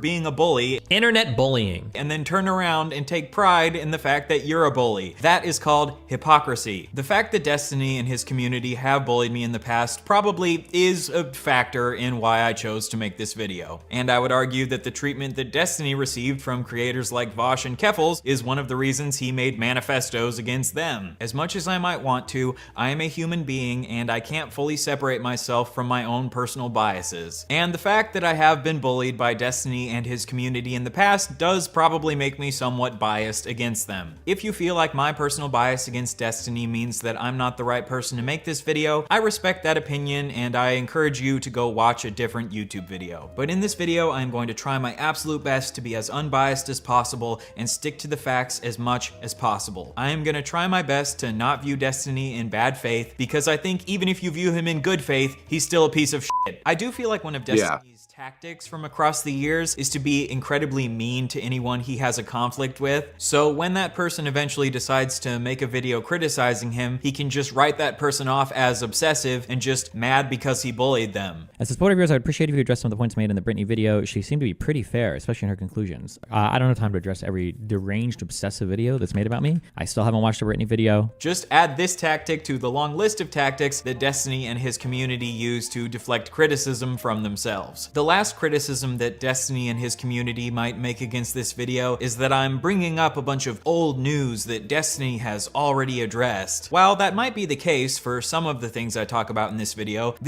is not being made for Destiny's community. I'm making this video for the broader internet, and the majority of the broader internet doesn't know about all of these past controversies that you might consider old news. Contrary to what you guys— Yeah, that is a good way to go about it, though. Yeah, right? yeah. It's like this is going over all of Destiny, everything bad he's done. Like this is not for the sycophants who either really love Destiny or really hate Destiny enough to watch a bunch of content about him. Right. Yeah, I think Ethan Klein like sort of presented his video in a similar way. I haven't seen the Ethan Klein video yet, honestly. So there's a lot of I mean, it goes on to like broad, like he talks a lot about Frogan towards the latter half, and a lot about Twitch in general. Yeah, like I definitely agree that Twitch has some pretty major problems, but at the end of it all, it's like I'm just not going to get on board with the contacting advertisers shit. I'm not going to get on board with the lawfare stuff. And I guess Ethan Klein is like was threatening to like subpoena or sue a subreddit that is like H3 Snark. So it's like I'm not on board with those tactics. Like even given the state of Twitch, I'm not on board with that shit. Yeah. Might believe the entire world does not orbit around Destiny. If Destiny is going to be interviewing potential presidential candidates like— Dude, pause for a second. Wait, yeah, go. I'll go back. Destiny is going to be— Okay, what? Omni-liberal Studios, bro. I think that dream's kind of over, right? Okay. Do you know like what the lore is here? Like what is— I don't know, because I know Omni-liberal is like his Twitter handle. Yeah. Like, was he trying to like make this a whole thing, a whole studio, a whole network? That's basically what he admits is his goal, is that he wants to make a media company.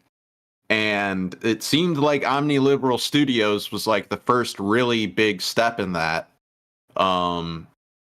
And yeah, I think this studio in particular was set up very shortly before a lot of the stuff with Destiny started to break. So it's like not good timing for him at all. And by the way, the whole Omniliberal Destiny, imagine thinking of yourself as being that high and mighty, that like, oh, what are going to be my internet? Omniliberal, as in like omniscient liberal, as in, oh, I can see the future. I know everybody's destiny. It's like, holy shit, dude. I wonder if he came up with that name like right after watching Invincible. Right, like, I don't know, man. Omni Man. That's one thing I think is so cringe of his audience, is that they'll continually bring up like, oh, Destiny is a girl's name, but they're just like joking about it. It's like the safe joke that their community uses against Destiny, and it's like, no, the really cringe part about the name Destiny is how grandiose it is. It's like how big he thinks of himself and how smart he thinks he is. He thinks he knows it all, and it's like, bro, you don't know shit. Yeah, it's like, I don't know, it's like naming your obviously like naming your daughter like Destiny, naming your daughter like Honesty. Where are some other like pretentious, I guess King, like you hear like some people name their kids, like their son specifically, King. Yeah. I'm not saying which demographic names their child that, but there are out there. I think that even that's less cringe than Destiny, though. Yeah. I would say so. Presidential candidates like Marianne Williamson, then I think the broader political community deserves to know about Destiny's past actions. Destiny has said before that he has nothing to hide, and people can't expose him for anything that he's done in the past because he's open about everything he's done in his life. When someone else was trying to expose Destiny for his bad behavior, he sent these messages to his chat. So if he wants to expose me, that's fine, let him expose. But he needs to post receipts instead of just vaguely alluding to shit. There's literally nothing anyone could have on me for anything because I don't do anything bad/weird. I am the cleanest. The worst anyone could ever have on me is fucking dick pics or something. He can talk about whatever he wants, but he should provide proof, not just baseless accusations/speculation. Alright, Destiny, in this video I will provide plenty of proof and receipts to back up everything that I accuse you of. If what you said in these messages is true, then you should have absolutely no issue with me lying out everything that you've done over the years on the table. Are we on the same page? Great. Honestly, I feel like the fact that I feel the need to lay out all these preambles and pretexts and shoot down possible criticisms before they make them should show you that Destiny's community have become masters at deflecting criticism against them. You can call these motherfuckers Bert from Mary Poppins in the way that they're masters at sweeping. The joke here is that Bert from Mary Poppins is a chimney sweep. It's a funny joke, okay? Fuck off. My goal in this video is not to push some sort of political agenda against Destiny. I actually think he is a very smart dude who's one of the best debaters on the internet and one of the best people at using logic to defend liberal values. I debated Destiny a couple times. Wait. One of the best people. Wait, what was that mean? I liberate my friend's nudes from the capacity of my phone. Oh, that's pretty good. And liberal values. I debated Destiny a couple times a few years ago, and he definitely wiped the floor with me, especially in our second debate. I have no shame in admitting that. Destiny is definitely a better debater than I am. Even if I disagree with a lot of his opinions because I'm a leftist, I can still recognize that he's done a great job dunking on a bunch of dumbass conservatives. But like Destiny said in his manifesto against Keffals, I don't think we should be afraid to hold members of our own community accountable. Demonstration of what happens when communities fail to hold their own members responsible. And Destiny has done a lot of fucked up shit that I think he needs to be held accountable for. Just because he's a good debater who's really good at defending the liberal ideology, I don't think that means that we should sweep his bad behavior under the rug. And I don't understand how Steven can really say that he wants to be a serious political advocate if he doesn't want to manage his personal life in any way that's serious. Like, why? Oh yeah. So okay. So he's saying this now. Abba's saying this now, but not with the cuckolding, the divorce, not with the. He like Abba and Preacher literally defended Destiny after July 13th. By the way. Yeah, I did think that it was weird. I mean, I'm glad that Abba did come out to at least say something. Yeah. But like that's my overall vibe with so many of these people who waited so long to say anything, right? Not just like, oh, if you're worried about a particular victim, which is like why a lot of them say like, oh, this is why we weren't saying anything. This is why we weren't coming forward, is because we didn't want to like out a victim's story and then, rob that person of their agency. Okay, but like Destiny, that's not the only shitty thing that Destiny does. That's not the only like character flaw that Destiny has, and it's very obvious for people. So the people who have like gotten close to Destiny and now only after the fact seem to find a reason to distance themselves. It's like I don't have much sympathy, and the people who are like now doing the like this video where Abba comes out and basically like, man, the stuff that Destiny was doing was so weird and messed up. It feels more like an optical dance than anything else. And even though I'm glad, like I said, I'm glad that did at least come out and say something. It's just, it feels way too opportunistic. It feels like optics management. It feels like PR. It doesn't feel like, oh, this is somebody who is actually putting people in harm's way. So this is somebody that we need to like talk about. It's like, no, like, oh, this person is somebody who is outed for harming people or putting people in harm's way. Now I need to save my own hide because I've gotten too close with that person. Those are two very different things. Yeah. This is, I don't know. It's just like, it does seem kind of opportunistic, or they like, they can't defend him anymore, right? They ran out of excuses for him. Right. Yeah. Now it's looking too bad. And that's why they have to jump ship, because it will reflect poorly on them. Right. Because I'll admit that a few years ago, I thought Destiny was all right. I thought like my general first impression of him was like, okay, he's like a bit of a political troll who says some kind of wild things that's entertaining.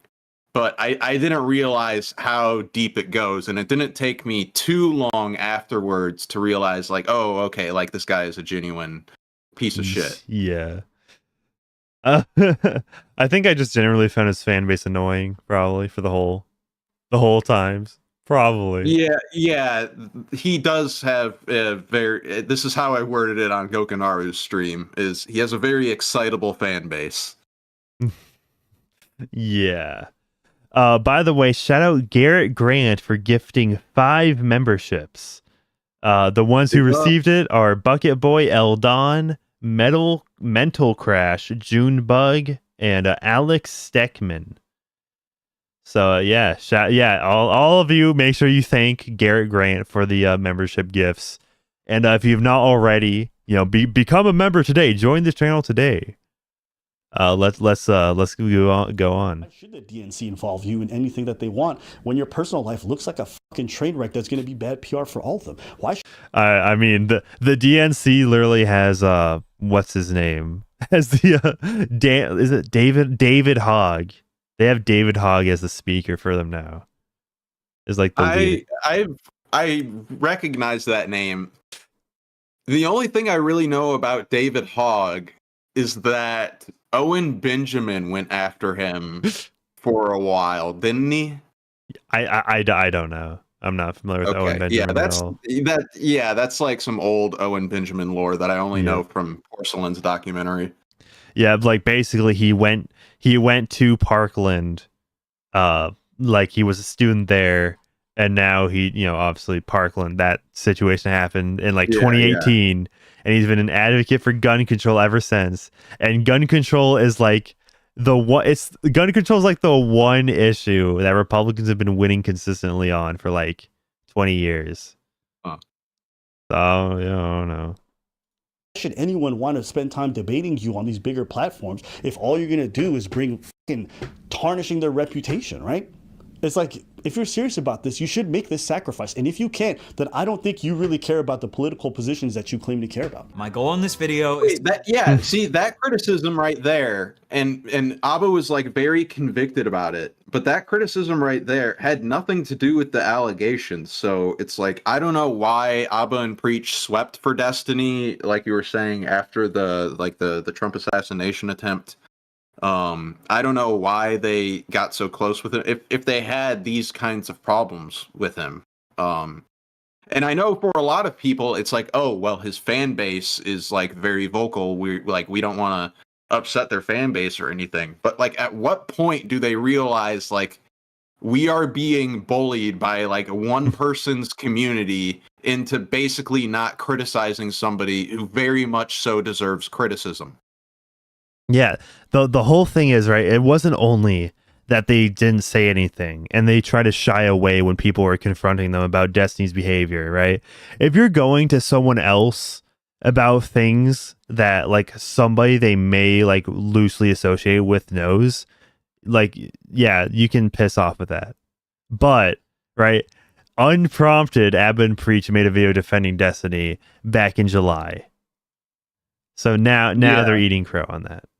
Yeah. It wasn't like, oh, it was a stream clip, right? Somebody asked them in chat. It was like, oh, they recorded a whole video for it. Right. And it was like... It was a really weird video, too, that, like, for whatever... Yeah, it was like the most random out of left field sweep that they felt like was necessary for them to do. And they basically came out being like, sorry, Republicans. Yeah, we're friends with Destiny. What of it? Yeah, exactly. That like it seemed to just like they want to just like piss off certain people. Yeah, it didn't seem. It seemed like more of an inflammatory video, not like a video to like clarify their position on something. No, it just seemed like hey, let's piss off our audience. Let's piss off the parts of our audience that are currently making us upset. Yeah, exactly. His actions from across the years that I consider harmful and allow you to come to your own conclusions. All right? Let's get into it. In this video, I hope to establish a pattern of how Destiny over the course of his career has repeatedly taken advantage of and harmed women and occasionally children, and how he has advocated for a world that makes it easier for people like him to harm women and children. We'll start by going through Destiny's harmful behavior towards women, then we'll take a detour to his harmful behavior towards children, and then we'll loop back around to his harmful behavior towards women again. Sound good? Well, it's not going to be. Around the end of 2011, Destiny sexually assaulted a woman on his live stream. I'm not using the word allegedly here because we have video of him doing it and he has openly admitted that it was sexual assault. I would say that in my streaming career in the past, like totally publicly, like I completely and totally like sexually assaulted a girl on stream before for like fucking 5 minutes or whatever. I got super fucking drunk and was like grabbing her fucking breast the entire time. Later, Destiny... Jesus. Oh, imagine just like offhandedly talking about that too. Just like, yeah, I was like groping and molesting this fucking girl. Yeah, just casually saying that. Jesus, man. That, dude, thing is, right? Like he's not squeamish at all talking about like sexual encounters. Right? He has no shame, frankly. No. I don't know. I don't know what else. I don't know what else he could do that would elicit shame from him. I think the only things that I don't think the sexual stuff embarrasses him like at all. It's more so like, oh, I didn't look good in this debate appearance, or like, oh, I looked kind of stupid for a second on this person's podcast. But when it comes to the sexual shit, he almost seems to like revel in people knowing what a fucking degenerate he is. Yeah. Dude, this is your streamer culture. has attempted to downplay his actions here by tweeting, "I was drunk off my ass literally for the first time in my life." And he said that at the time he didn't understand how bad it was, but now looking back years later, he understands that it was reprehensible behavior. And at the time I figured like, oh, well, you know, we're gonna fuck anyway, like it doesn't matter, like she's chill or whatever, like I'm drunk, it doesn't matter. Like at the time I'm thinking like, you know, oh, it's not a big deal. But like looking back, I'm like, okay, wait, this is like really, really, really reprehensible behavior. But if you go back and watch the clip, immediately after assaulting her, he says, "Listen, I'm gonna apologize to you so much tomorrow." Listen, I'm gonna apologize Yeah, to you say sorry. so much tomorrow.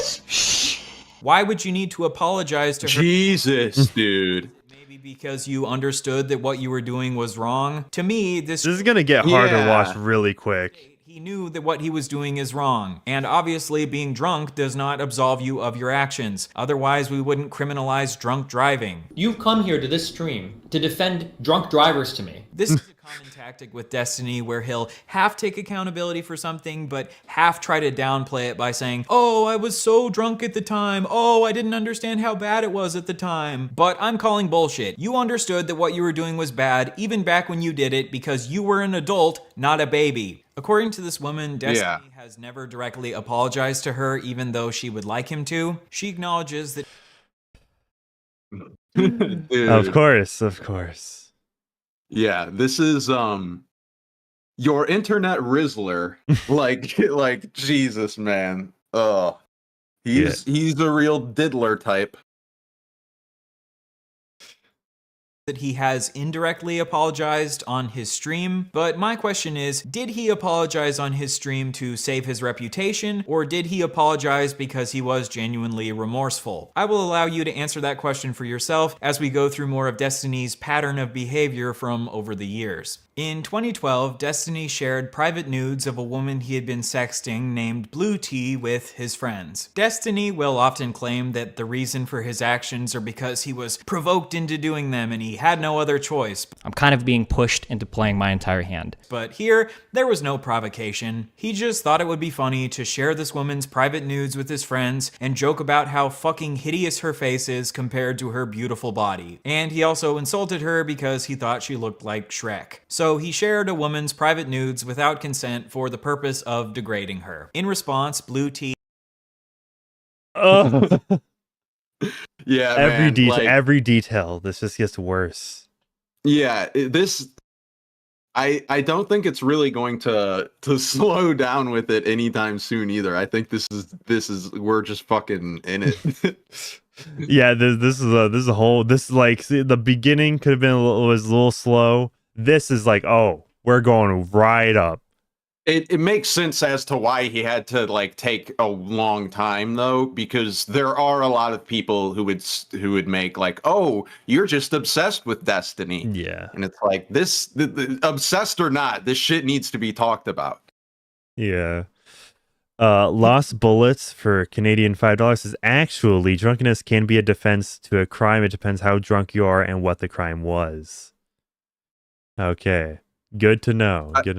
I mean, I doubt this. I doubt it apply in this case, though. Well, yeah, because in this instance, we're not taking Destiny to court or anything. We're determining, like, okay, is this action morally reprehensible in the court of public opinion?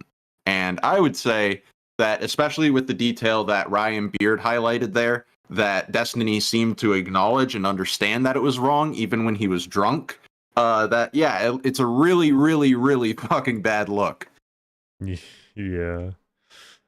He hacked Destiny's Twitter and tweeted out pictures of his dick. Obviously, I condemn this woman's actions. She posted revenge porn of Destiny, which is never justified. But don't forget that the situation that provoked this was Destiny maliciously sharing her nudes without her consent. On Reddit, Destiny replied to her by saying, "I can't imagine how you can think that people will never, ever, ever talk about anything personal or private amongst their friends. Maybe I'm just stupid, but I can't see myself caring at all if you shared pictures between your close friends, especially given the fact that I'd never see any of them in real life." So, in this comment, Destiny is admitting that he did send the nudes without consent, and he's attempting to downplay his actions. A couple years... Well, not only that, he's also kind of saying that, like, there is no such thing as private. No matter what you send me or tell me, everything is on the table for me to like leak and talk about to my friends. Like that should be something that you're actually expecting,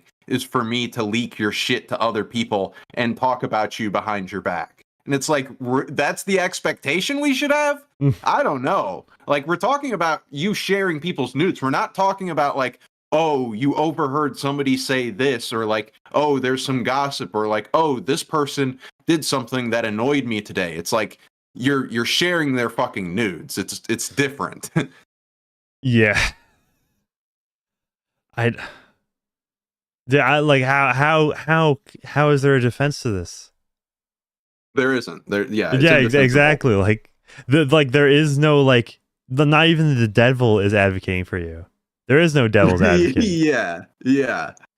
It's literally just like it's cognitive dissonance. That's the only way. Yeah, it's like there's some level of whether it's cognitive dissonance, the world's greatest compartmentalization, just plain sociopathy. But there is something going on with Destiny, because it's like, how is he just like not constantly recoiled by his own behavior? Yeah. Like, how does one live like this? It's wild. Destiny's friends named Bob7 allegedly shared a woman's nudes without her consent. Destiny said that this should be life-destroying. Bob7 shared nude photographs of multiple women after pressuring one to post one without their consent. But I do believe that these are relatively life-destroying revelations. But when Destiny does it, he justifies it by saying that he wouldn't care if someone did it to him. This is known as the... Oh, man. Arguing that something isn't wrong simply because you wouldn't care if it was personally done to you. Even if Destiny wouldn't care if someone shared his nudes, which I doubt, that doesn't make it okay for him to do it to someone else. And a couple years later, Destiny demonstrates that he knows that sharing nudes is wrong by laughing at this clip of someone explaining how it's wrong. The guy sent the nudes to like his buddy, and the buddy sent it to the other buddy, and it just like the whole school had her nudes. Wow. Right? That's cray. That in of itself is another example of like violating consent. Like, even though, for so long we were trained to be like, oh, consent has to do with like, like sex. Stuff like that, but, like, did you guys know that if a bitch breaks up with you and you send her nudes to everybody, even that's wrong, guys? Him laughing like this. Oh my god. That is maniacal. Bro. That is maniacal. That is like psychopath shit. And Destiny has taken a personality test. I think it might even get referenced in this video, where it's like he is very Machiavellian and psychopathic. Yeah, not surprised at all. That is probably the least surprising thing. I don't know what else would fit him more. My face when people think they have consent. Destiny's face. Sarcastically showing that he obviously understands it's wrong. So I think even back when Destiny did this, he understood that it was wrong. He's just pretending like he didn't understand that it was wrong to avoid taking accountability for his actions. Destiny has a long history of really not liking when women post about their negative sexual experiences online. Real talk, opening up about quote-unquote your rape and shit on Twitter is incredibly fucking weird and should never have been normalized. I have no idea why the fuck people encourage others to trauma dump on social... See, here's the thing. If he did not appeal to like literally BPD women as an audience, as a demographic, then like this could have blown over. But oh yeah, like this is like, okay, well, whatever. He is being a little dramatic about this, but this is it's everything else around. It's because now this makes it seem like Destiny is trying to create an environment where like, no, you shouldn't speak out. You shouldn't share your story because I want to fucking rape you. My name's Destiny. Yeah, that's exactly how it sounds, considering what we know now. Yeah. This is something that did not age well at all. No. Was it even well when it came out? Who knows? Right. Yeah. It was already not. It was already suspect, but it's like a million times worse now. Yeah.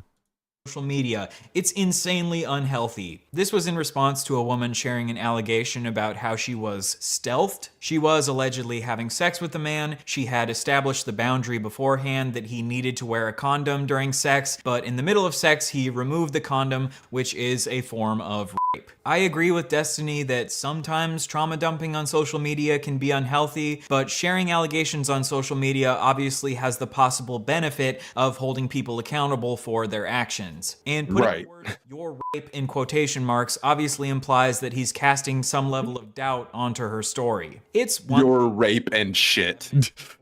And shit.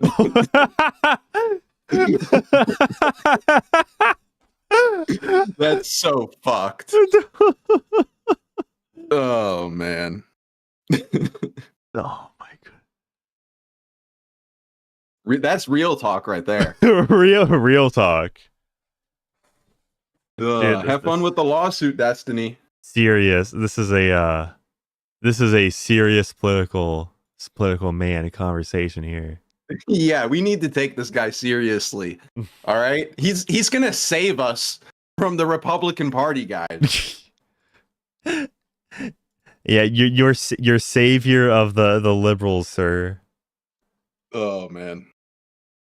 Doubt onto her story. It's one thing to wait to see evidence before you fully believe someone's story that they post on social media. It's another thing to instantly cast doubt on their story just because you're annoyed that they decided to post about it on social media. This controversy started because Destiny had retweeted someone who tweeted, "If you knew he took off the condom and you couldn't even bring yourself to say anything, you shouldn't be having casual sex." A bunch of people got mad at Destiny for retweeting this, so then he tweeted, "If you are noticing someone is taking a condom off and you can't say anything, you probably don't have the emotional maturity to engage in sex. You should probably just grab..." Okay, two things can be true at once, but but Destiny, that's not right. Yeah, like the implication that it's the same thing where it's like he's trying to set this precedent that it's like, oh, well, it's your fault, so now, like, so nobody should be sharing any of these stories. It's still this weird, like, because I would imagine that coming out with a story like this, it's painful, right? Like, to relitigate some of the, like, most traumatic or embarrassing, however you want to see it, but, like, you know, really bad shit. And for if you see Destiny out here treating the victims like this, and if you happen to be a victim of something else that happens and you see this is the way people are talking about things, it's like, yeah, this is the kind of environment that Destiny seems to want to foster. And now, since we know his kind of behavior, it's like, all right, that's why. So you can take advantage of them. So you can rely on them. Okay, they're going to be too scared to come out. They're not going to have the balls to come out because I've shown them what happens when I go against them. It's fucked. Yeah. Grab a caretaker or something and stick to masturbating to furry porn. Sorry. People got even more mad at this tweet, so then he tweeted, "Sorry, I want to apologize for my last tweet. You should treat every single woman you come across like a retarded child who's incapable of voicing an opinion about literally anything. Ideally, you would bring her dad along to every fuck so he can guide her through the process." First of all, she did clearly assert her boundaries before sex. She just struggled to reassert her boundaries when this man started raping her because this made her so uncomfortable. Yeah. I agree that if you struggle Jesus. to boundaries during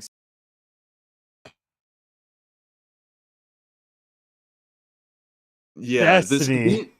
Yeah, and Destiny very regularly and deliberately chooses these kinds of topics to wade in, right? Like, what are some of the big early Destiny career talking points? Age of consent, CP, bestiality, incest, right? Like, it's how can we pick the most depraved topics and then make them seem more morally ambiguous, so then my overall degeneracy is excused. It's like moving the Overton window to be like, oh yeah, all of this stuff, it's like normal for political streamers to engage in. It should be expected that political streamers share your nudes. Yeah, why is it always the male why is it always the male feminists that turn out to be the very creepy? I don't know how much Destiny has tried to brand himself as a feminist, but I think that there is a clip of him basically saying like he tries to make women feel comfortable in his community or something, and I don't think he's done a great job at that. He wants them to feel comfortable so he can lure them into the DGG bed, the omni-liberal bed. Oh man. I mean, not see, as you can see, like with when the women are sparse in the community, then he has to resort to sucking cock. Yeah, he's really that much of a fucking degenerate, and I do think that's what it is. Oh man. Yeah. Sex, this could make it more likely that you would end up being harmed during sex, and we should obviously encourage people to assert their boundaries during sex as much as they possibly can, but rather than show empathy for women who struggle to tell men to stop because they're so terrified while they're being raped, Destiny decides to insult these women's emotional maturity and call them retarded children. According to a neuroscience article in the journal Nature Human Behavior, victims frequently report immobility during rape and sexual assault, often using the term freezing. Neuroscientific evidence suggests fear and threat can block cortical neural circuits for action control, leading to involuntary immobility. And this sort of immobility can manifest as physical immobility or verbal immobility. A 2017 Scandinavian study reported that 70% of the 298 women who had visited an emergency clinic within a month of experiencing sexual violence had experienced significant tonic immobility or paralysis when it happened. Wow. So when women struggle to reassert their boundaries while they're being raped, this isn't because they're retarded children with no emotional maturity. Yeah, holy shit.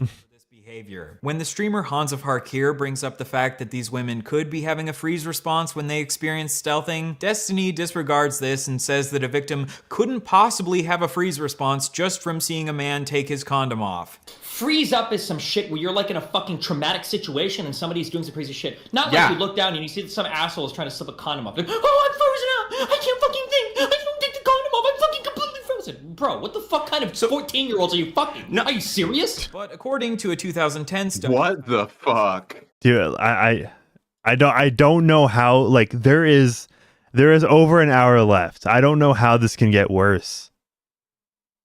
No, yeah, it's just like I mean, the parts that I've seen, it's just this pretty much. Like, I don't. Freeze, social threat induced bodily freeze in humans, even negative social interactions can trigger a psychological freeze response in some people. The more fear someone is experiencing, the more likely they are to have a freeze response, but even a moderate amount of fear can still induce a psychological freeze response. And seeing someone non-consensually removing their condom during sex after you've established that they need to wear a condom absolutely could cause enough fear to induce a freeze response. The way that Destiny... Right, because think about it, because you're talking about like this person could now potentially get you pregnant or give you an STD. I would say that's like enough fear that it could potentially cause a freeze response, right? I don't think that's too wild. Dude, this is I don't think I'm prepared mentally for what's about to happen. Dude, like, because this is like harming women. What's gonna happen when we get to the harming children chapter? Yeah. You have a freeze response while being stealthed is just really fucking gross. I don't know what else to say. Oh, I'm frozen out. I can't fucking think. I don't take the condom off. I'm fucking completely frozen. I think this is from the person who is the retarded child. They said, I've actually been raped, and saying no just made him rape me harder. I know that's what happened after he pulled out. This is not incomprehensible that I would just walk away from that situation. It sounds like casual sex. To be clear, I don't think... What? What? No way was that the conclusion, and he just laughs at that shit. Destiny is a pissy baby. dude, I've been actually ard and saying not just made him R me harder. I noticed that what happened after he pulled out, it's not incomprehensible that I'd rather just want to walk away from that situation than start a confrontation. Me harder. I noticed what happened after he pulled out. It's just not incomprehensible that I would just walk away. Jesus, man. It sounds like she needs to stop having casual sex. To be clear, What? That's great. That. Yeah, it's like, oh, you got raped? You're not allowed to have sex now. What? What? What are these rules, Destiny? I'm stunned. Yeah, I'm glad that you're like this taken aback. No, yeah, like, oh, dude. it's fucked. It's completely fucked. Yeah.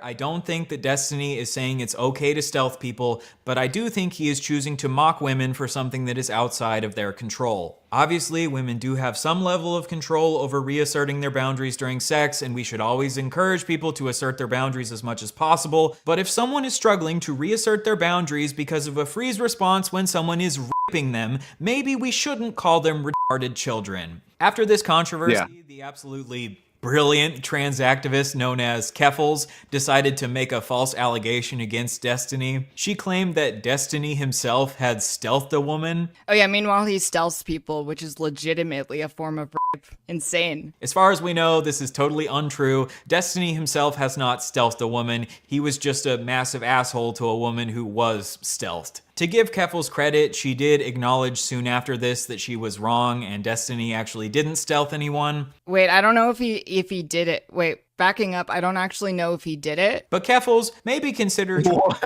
sure before Gotta love Keffals. See, here's what I think is Keffals' biggest crime is she made Destiny likable to a lot of people for years. Because Destiny got like a big boost in terms of his reputation and overall public perception. Like I know that like a lot of the Keffals stuff did get him banned from Twitch, but it also and it did harm his reputation with like a lot of the Twitch streamers and whatnot. But at the same time, a lot of people were championing him after like for the way that he dealt with the Keffals situation and all of that. And to me, that's like the worst thing that Keffals did is like be such a bad person that Destiny looked good by comparison.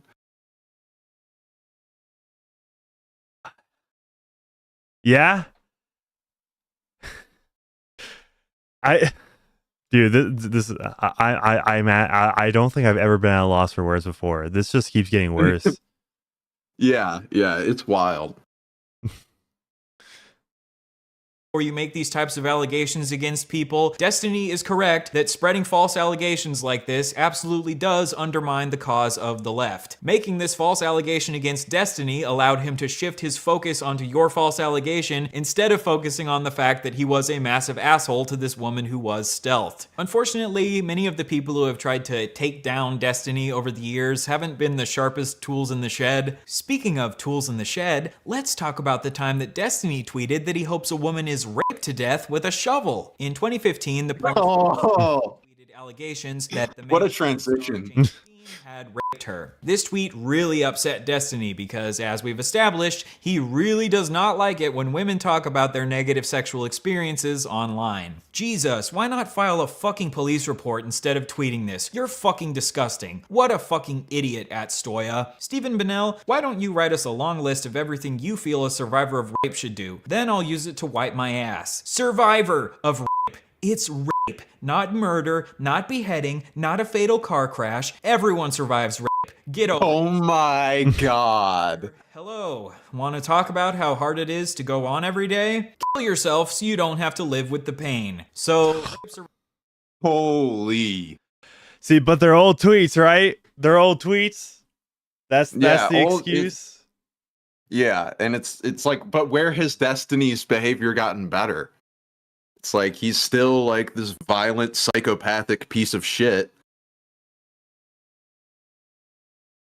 I can't. survivors. Yeah. Okay. Wait. Okay. Let me ask you, because we haven't even gotten 30 minutes in yet. You watched the Ethan Klein content nuke on Hassan, right? Yeah. I haven't seen that, but which do you think so far, your first impression right now, which do you think is more damning? I mean, I would say this one, but to be fair, both are personally, they both started off of personal motivation, right?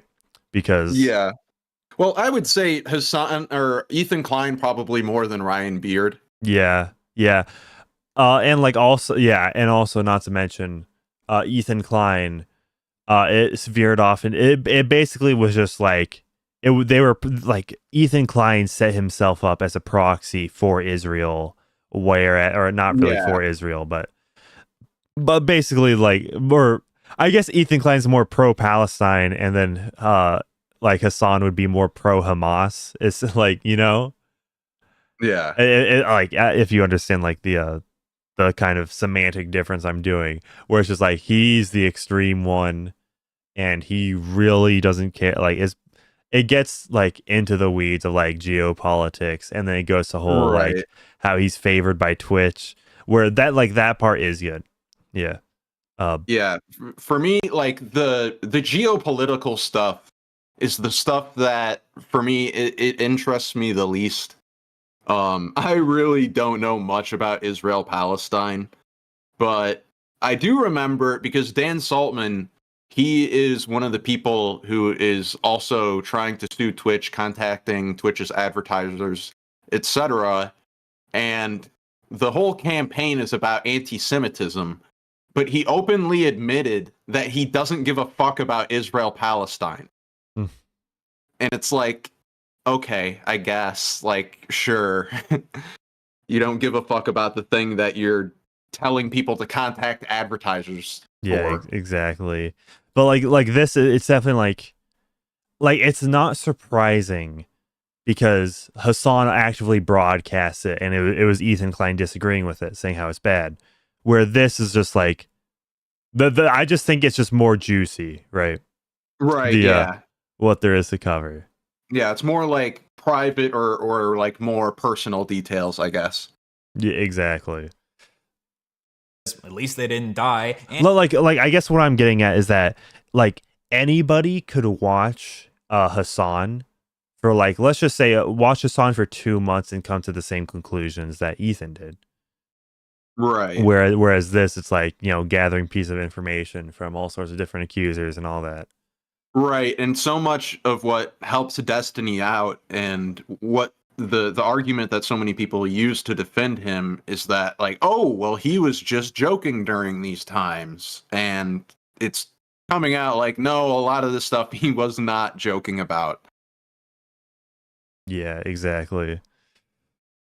If they're dealing with a lot of pain or trauma because of their rape, they should just kill themselves, because if they kill themselves, the pain will stop. Very cool, Steven. I have no idea why anyone has ever accused you of being a rape apologist. This should go without saying, but obviously it's good for rape survivors to file police reports to hold rapists accountable, but police reports don't always lead to rapists being held accountable for their actions, which is why sometimes it's good to post about it on social media. At least Destiny will be happy that the woman he allegedly recorded while they were having sex without her knowledge did file a police report against Destiny. Good job, Cherry. You have done things in the Destiny-approved way. Right after this, Destiny got into an argument with another woman about how James Dean didn't respect Stoya's safe word. As Stephen Bennell, ignoring a safe word and not stopping when someone asks is ignoring consent and is rape. Go fuck yourself. Kill yourself, you fucking cunt. I hope you get raped with a fucking shovel until you bleed out your fucking vag and die. Holy. This right here is... Yeah, so that's the context of that tweet that he put in the beginning, where it's the context makes it so much worse.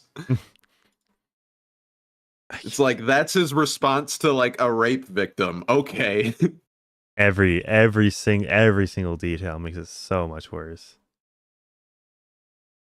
Vitriolic language that I have ever seen Destiny use in his entire career on the internet. And it just so happens to be in response to women talking about their negative sexual experiences. My question after seeing all of this is, why does Destiny have such an intense hatred for women talking about their negative sexual experiences on the internet? Is it because he just cares so much about these women and he doesn't want them to harm their own mental health because trauma dumping on the internet can be really damaging for them? Or is it maybe because a culture where women feel comfortable coming forth with allegations on the internet can lead to women like Pixie and Cherry and Melina coming forth with allegations against people like Destiny, exposing them for being massive pieces of shit? I will again allow you to answer that question for yourself. We'll get back to Destiny treating women like shit a little bit later on, but now let's pivot to Destiny harming children. For some strange reason, a lot of people like to label Destiny here a pedophile. So in the next section,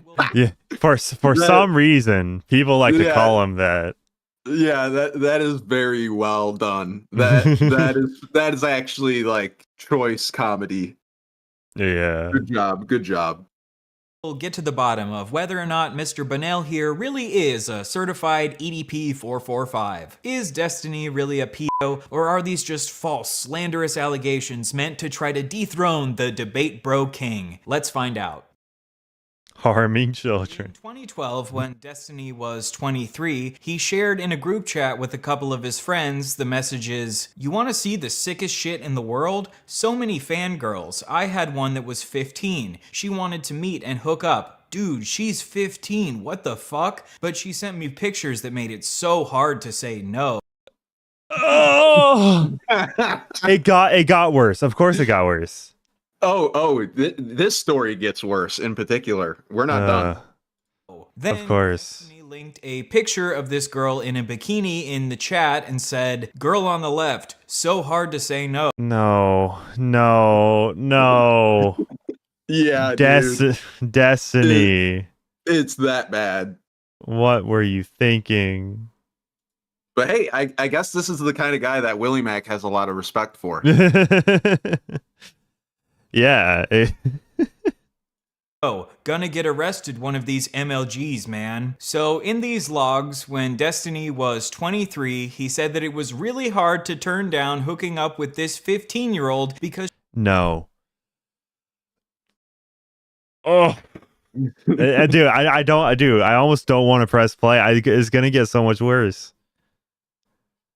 She looked so good in this picture of her in a bikini. He then shared this lewd image of a child with his friends and said that he's gonna get arrested someday. Well, like I said, a woman just filed a police report against Destiny, so we'll just have to wait and see if his prediction comes true. A couple years later in 2015, when Destiny was 26, he shared in his chat, "I would fuck the shit out of that 15-year-old, what the..." Come on, dude. How like there's nothing I can say that's like, see, this is bad. Like, of course, obviously this is it's there's like some legal term in Latin that basically says like the thing speaks for itself. I can't remember what the Latin phrase for it is, but this is that. It's like you don't need to do anything else but like just show this, and it's like, yeah, that's bad. He has to have like such a massive sex addiction to where he can't like keep these thoughts to himself. He has to type, and like, oh, this is typed out. I'm like, this is a transcript. So like, I'm assuming, right? You can't really read sarcasm here. Yeah. It's The fuck? There's no way that chick is 15. So now we've seen two separate occasions where Destiny says that he's attracted to 15-year-olds. Ironically, this conversation where he's sharing a picture of a 15-year-old in a bikini with his friends is the exact same conversation where he also shared that other woman's nudes without her consent. Sharing non-consensual nudes and sharing a picture of a child in a bikini in one conversation? What a certified Destiny moment. This is... He gooned too close to the sun. This is beyond gooning. Is this like a word we have not created yet?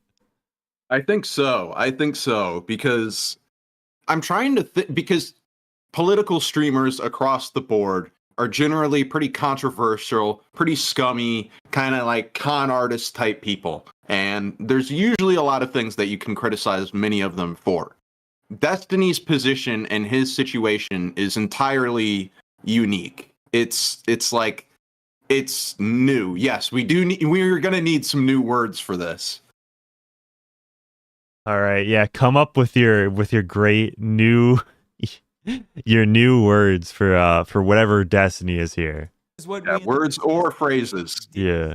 Party. A common defense that Destiny fans will give when he says that he wants to have sex with children is that he's just joking. For example, these tweets where he says, "You were hot at 10? Any pics? Check DMs. Jesus, I've never wanted to bend someone over the hood of their little tyke so bad." I do think these tweets... Oh, what?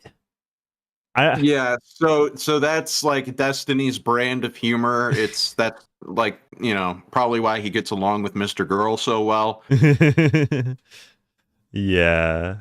Are jokes, very strange jokes, but I don't think that him saying he wanted to hook up with this 15-year-old was a joke. You know that classic prank where you send your friends pictures of kids in bikinis and say how hot you find them as a joke? And to help prove that this wasn't a joke, here are some clips of Destiny doubling down on his attraction to this 15-year-old in a debate with someone named Mr. Mediker. Of course, of this chat log, someone named Mr. Mediker. Basically talking about how crazy the fucking jailbait. Yeah, that's like the tube side of the internet. Like they're like, Mr. Mediker, who's this guy?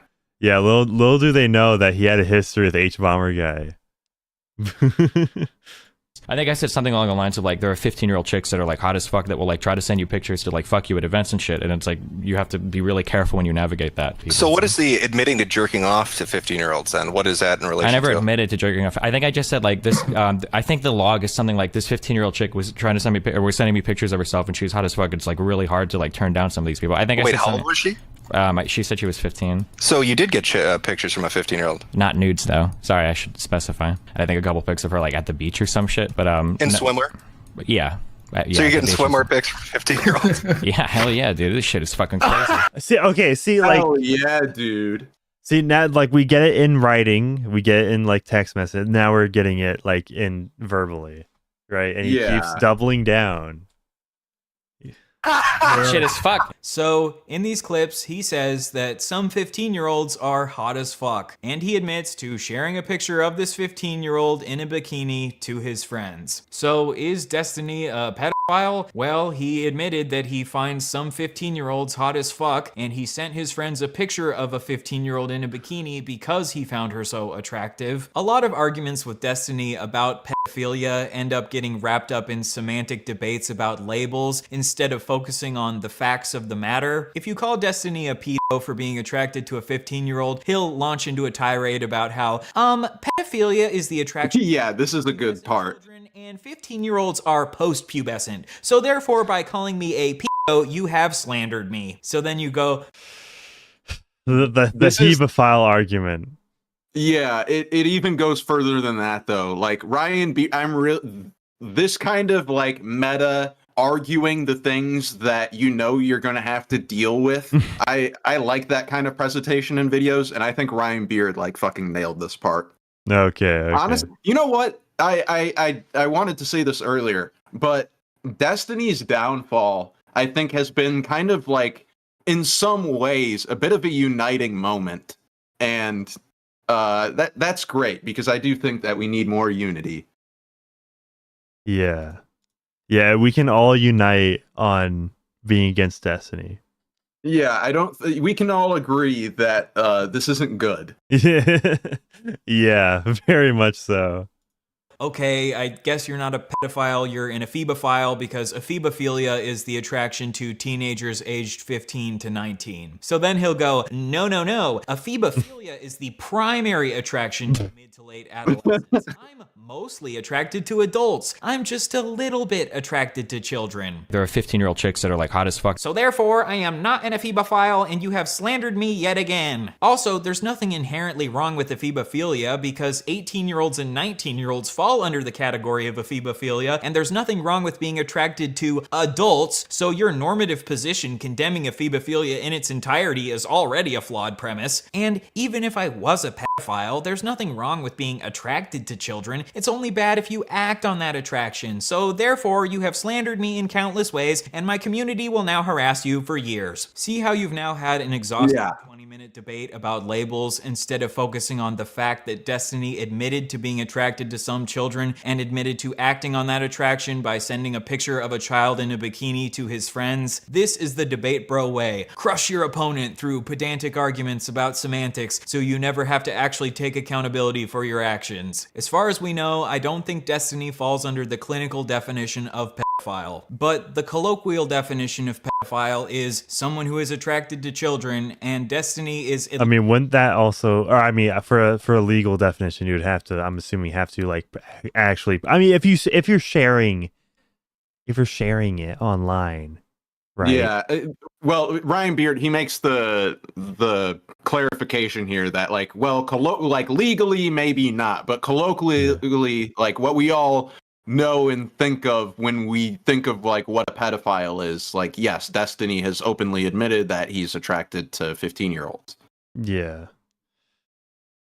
At least somewhat attracted to children. There are some 15, 16-year-old chicks that like look pretty fucking hot. Like I can't help that. Like some people mature fucking older. Destiny defended another streamer who got exposed for having sex with a 14-year-old by saying, even if he did bang a 14-year-old, no, that's not what pedophile means. Go look. Yeah.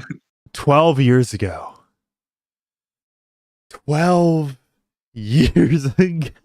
Well, was this still when he was like doing StarCraft? Maybe. Yeah, I think so. Because I think like a lot of his political shift started to happen when Trump started to like signal that he was going to run for president, right? Yeah, I'm assuming that kind of that also just happened to correlate with StarCraft going downhill. Okay. You know, because I don't know, nobody talks about StarCraft anymore. Yeah, that is true.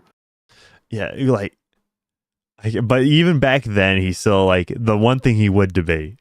You know, the yeah. And he was saying that during the esports part of his career that he was getting so many messages from these girls. Well, you know, I don't think that's really changed at any time of his career. It's just it was the esports section of his career where he started to have the issue of underage girls messaging him. Yeah. And it seems like he has continued to grapple and deal with that problem, so much so that now he is 36 years old, and he's having to go to court over sending the unconsensually sending recordings to a 19-year-old as a 35-year-old. It's like, that's fucked. Yeah. Seriously, if you don't understand the difference between being attracted to someone that happens to be young and being attracted to someone because they are young, you have absolutely no business whatsoever commenting on the issue, period. It makes you look uneducated. I really want to see someone use this argument in court. Your Honor, I didn't have sex with that baby because I'm attracted to babies. I had sex with that baby because it just so happened to be a really hot baby. Most babies are not hot, but Jesus Christ. Extra special babies rolls their stroller on past my goon cave and I just can't help myself. But this does not make me a pedophile. You look really uneducated right now. You know what, Destiny? You can feel free to have your pedantic definition of pedophile that only applies to being specifically attracted to prepubescent children because of the fact that they are prepubescent. And I can say that I think you are a freak for saying as a 26-year-old that some 15-year-olds are hot as fuck, and for as a 23-year-old sharing around a picture of a 15-year-old in a bikini. Deal? The next child-related Destiny incident is when him and his friends... They keep rolling out the hits. Yeah, there's more. We're not even like... Yeah. Dude, this is Kino. 8-year-old boy shake his penis for them on a live stream. Okay, well... Of course it got worse. Of course it did. Well, like I don't know. What was I expecting? Of course, 8-year-old. Yeah. I shouldn't tell this because I'm gonna get fucking arrested, or child protective services. I used to be part of this horrible thing called the Bro Squad, okay?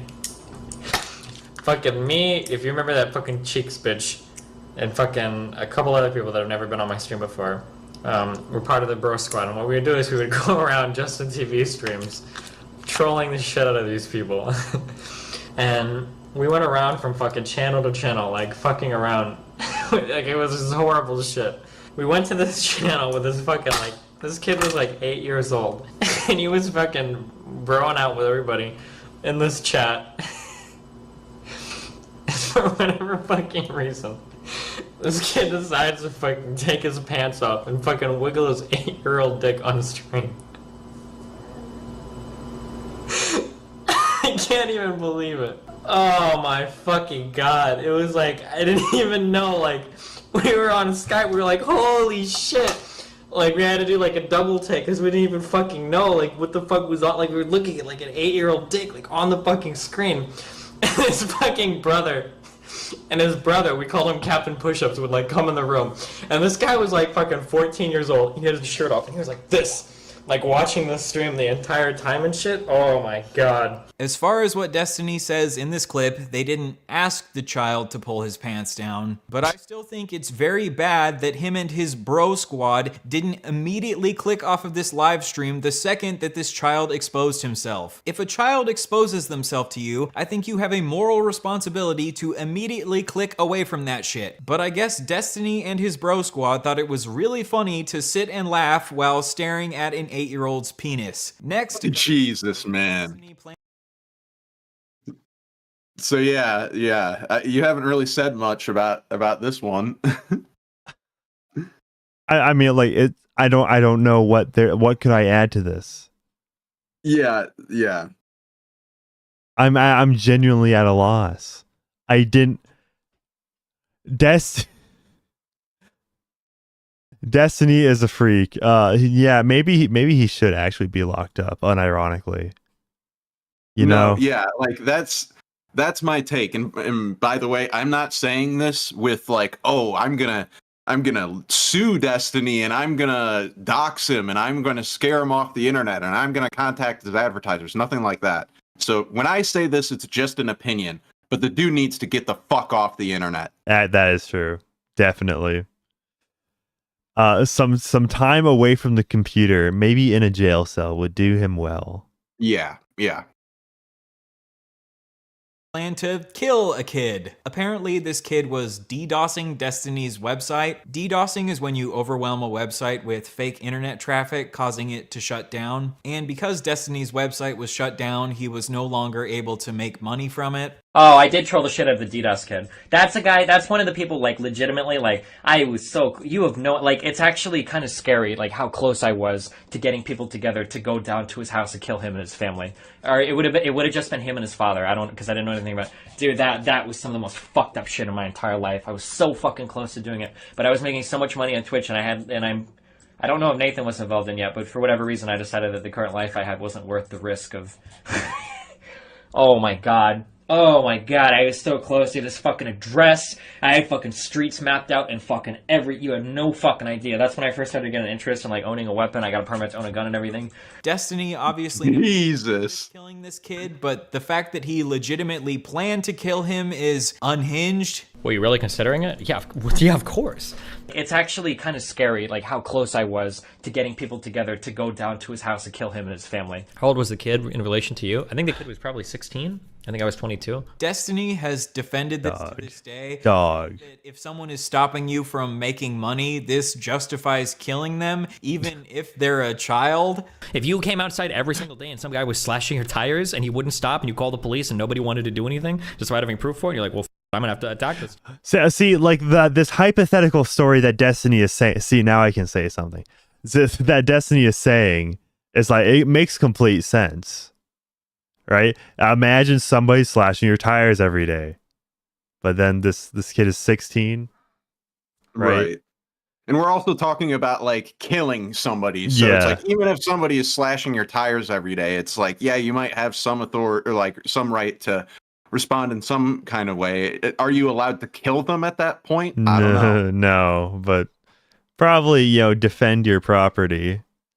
Right. I don't know. Maybe hire like a bodyguard, but for the car, obviously, right? That will cost money. But if somebody's slashing your tires, might be worth it just for one day. Just for one day, you know?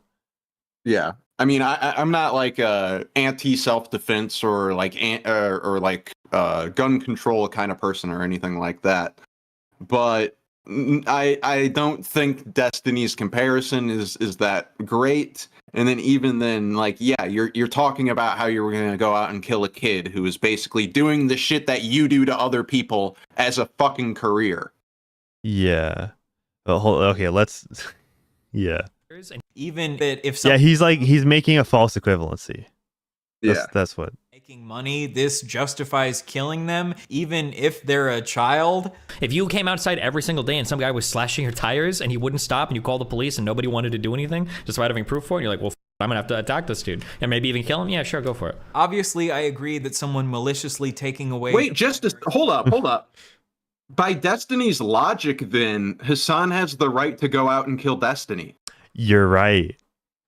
Yeah, because Destiny openly sends his audience to like fuck with Hassan and like contact his advertisers and engage in like lawfare, and that's not his community so much. But it's like, yeah, if Destiny is saying like that is the precedent, that is the threshold that needs to be reached for murder to be allowed, then yeah, Hassan could go out and murder Destiny, and according to Destiny, it would be 100% justified.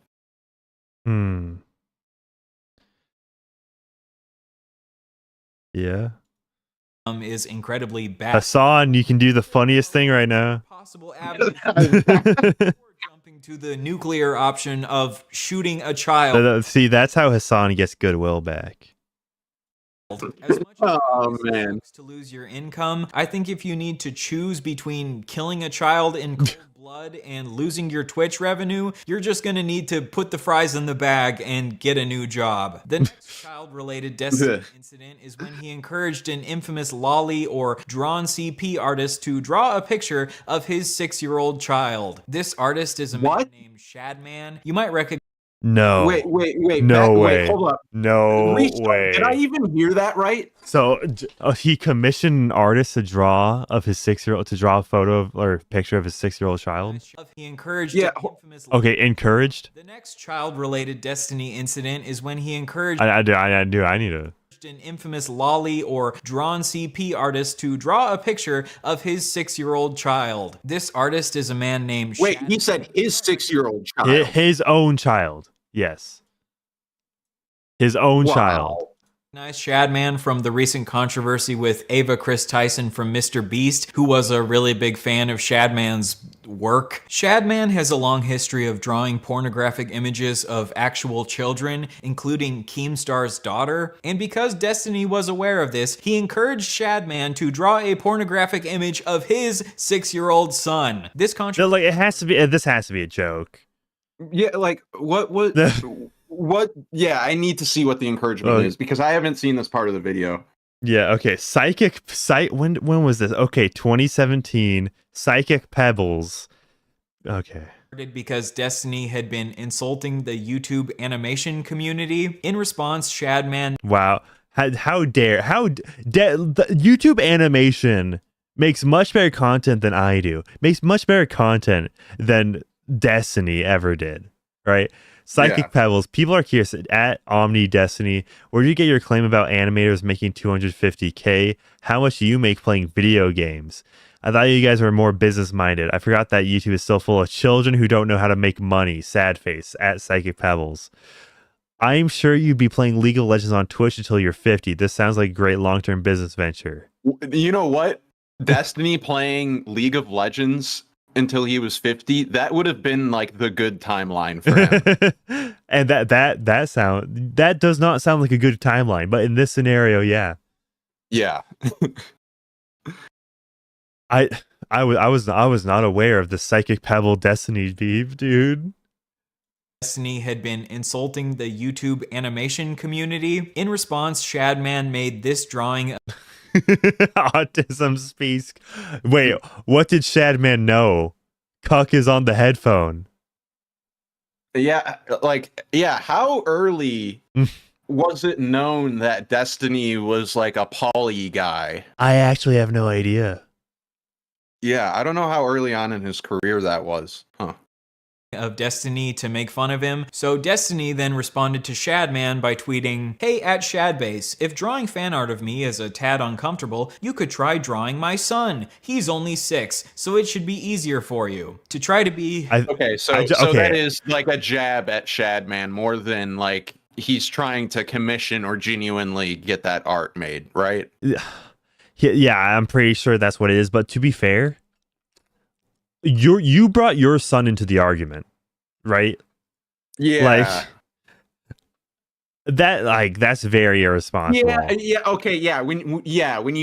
When you frame it like that, and now I'm thinking like if I had a kid, it's like the last person that I would be bringing my child up to in any capacity would be somebody like Shadman. Exactly.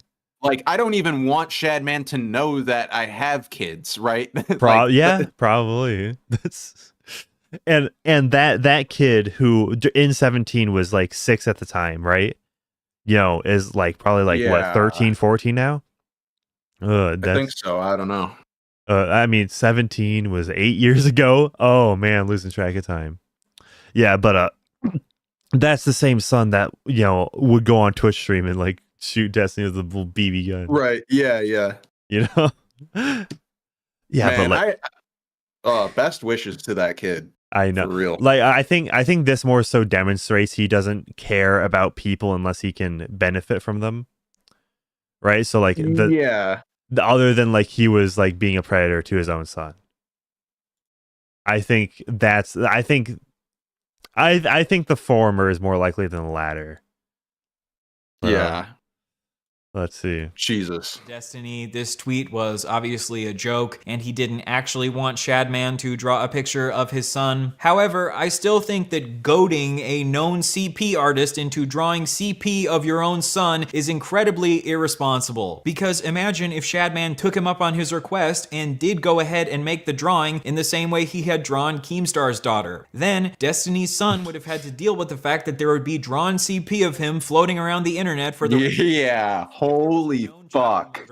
And you decided to tweet at that child murderer, "Hey, how about you come murder my child, LOL?" I think we would all agree that that would be incredibly irresponsible, even if that was just a joke. In the same way, I think it's incredibly irresponsible to encourage a known CP artist to draw CP of your child, even if it's just a joke. Thankfully, Shadman did not end up drawing Destiny's child like he had drawn Keemstar's child, and Destiny got to have fun making his little joke. What a great comeback.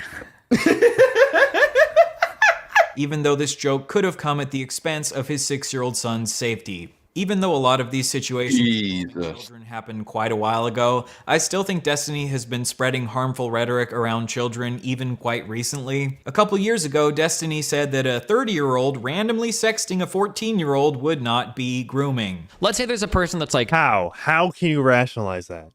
Oh, he tries to rational, but it's another one of these semantic bullshit arguments where he's trying to be more technical with the definition of what grooming is. So then it doesn't seem as bad if you happen to be sexting a fucking 14 or 15-year-old. It's wild. Let's see. Let's see. And tries to like randomly sext like 14-year-olds and 15-year-olds. I don't think that would be considered grooming. So that clip sounds pretty bad, right? But we don't want to approach Destiny in bad faith or take him out of context, so let's try to understand the actual argument that Destiny is making. I don't think that would be considered grooming. Now, let's say there's a person that's 30 years old and they're specifically seeking out like 14, 15-year-olds to kind of just like talk to them about their school life, figure out what the problems are, you know, be cool because you're old and you have experience, and then you kind of weasel in like sex. That's like grooming, right? That would be like grooming. So Destiny's argument is that a 30-year-old randomly sexting a 14-year-old isn't grooming. Randomly. A 30-year-old tries to weasel their way into a 14-year-old's life and slowly manipulate them into sexting them. This would be grooming. But this argument goes against the definition of grooming. The definition of grooming is the action of attempting to form a relationship with a child or young person with the intention of assaulting them or inducing them to commit an illegal act. Right. Guess what, Destiny? Nowhere in that definition does it say that grooming has to be a slow process. Grooming is just forming a relationship with a child for the purpose of sex. A lot of times grooming is a slow process because they have to slowly break down the child's boundaries in order to get them to have a sexual relationship with them, but sometimes grooming can happen very quickly. For example, in situations where the child already has some established level of trust with the person who is grooming them. In this clip, Destiny is talking about influencers who sext their underage fans and saying that these influencers sexting fans can't necessarily be grooming because... Yeah. I'm not sure. So in Willie Mac's video, he does rightfully point out this detail that, so when Destiny had his comeback stream, the like intro music was the same music that Dr. Disrespect came back with. That's, like, I mean, yeah, that's funny. It's funny, but it's like the joke is at his expense at this point. Yeah, So actually, like, yeah, it is that. Yeah. What was he thinking? That is really funny. And by the way, remember, chat, you can super chat to mute anybody in the chat for upwards of like 30 minutes. Grooming is a slow process. The reason that influencers are often able to groom their fans so quickly is because their fans already have an established parasocial relationship with the influencer. If a teacher wants to groom a student, this usually happens more slowly because the teacher doesn't have a pre-established relationship with the student. But because influencers already have a parasocial relationship with their fans, grooming can occur much more quickly. Maybe Destiny's argument is that the very first time you sext a 14-year-old, this wouldn't be grooming yet because you haven't established a relationship with them yet. But this is still a stupid argument because in this context, randomly sexting a 14-year-old for the first time would be the first step in attempting to groom them. You're acting like everyone else is so stupid for not understanding grooming while you don't understand grooming. Destiny would claim that he just cares about definitional specificity, but the specific definitions you're promoting aren't even accurate. I'm not saying that Destiny is making this argument because he wants to groom children,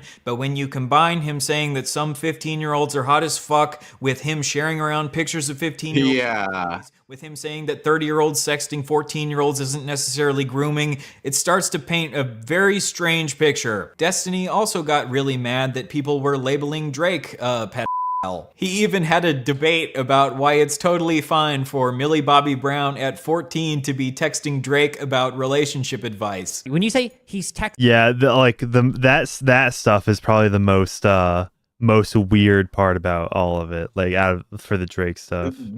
Yeah, for the Drake stuff.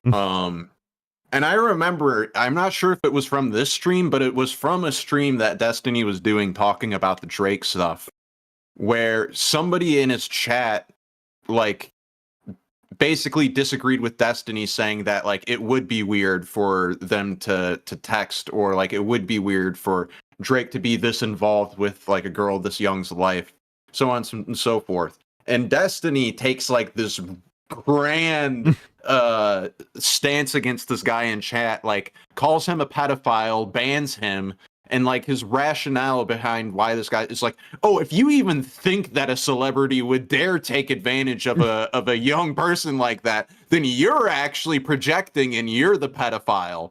It's like, what? He seemed to have take some offense to that notion. It's crazy, man. Yeah, it's like now I understand why he so vehemently defended Drake.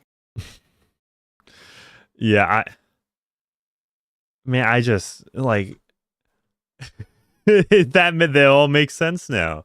And it's not only why he defended him, the way he defended Drake too. Yeah. You know? Yeah. It was really weird. He wants to give her dating advice. What if she's the one that brought it up first? Should he say something like, I'm sorry, but it's inappropriate for me to talk to you about high school boys? Or what? Like, what? Yeah. You do it all the time. When some young person comes up to you and starts saying some weird stuff. Is that ABBA? 13-year-old, and then you start having conversations extended about them about dating? Yeah, I have before. What do you mean? No, would I tell if a young person came up to me and they were asking me questions about some like boy problems or some shit? Yeah, I'd probably say, yeah, of course. What do you mean, I'm a 35-year-old man? Of course I'm gonna have better advice for them than some fucking random high school person. Yeah, of course. Wait. If a 15-year-old girl came up to me and she's like, there's some weird shit going on with a boy in my high school, I'd say, oh no, don't talk to me, honey. Go ask another 15-year-old boy, or ask your fucking mom and dad who are gonna tell you to never talk to any boys ever. No, what the fuck? Hold up. You think you should be talking to them about sex? It depends on the context. I don't give a what do you mean? If a 15-year-old asks me and she's like, I think I'm gonna this guy at school unprotected, yeah, I'd probably say, bro, you're 15. Don't destroy your life. Make sure you guys are using protection. What the fuck? Why would I not? That's the advice he gives to 15-year-olds, to use protection. No. Yeah, I'm pretty sure he sends their bikini pictures around, if I remember correctly.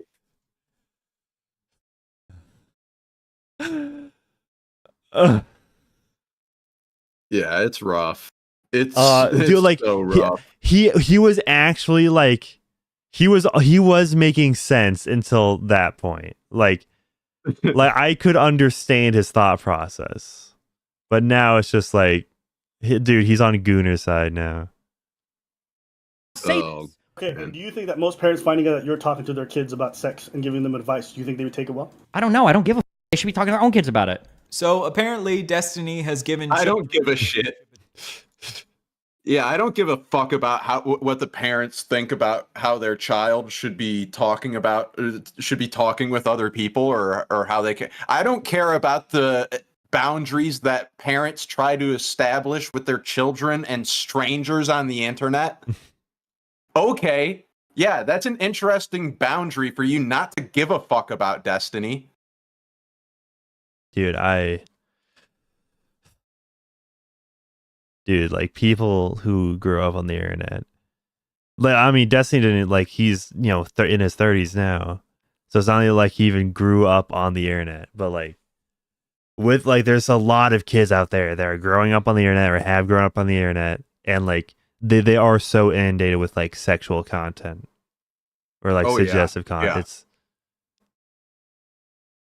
I don't want to black pill, but these kids are getting one-shotted by not just like Skibbity Toilet, right?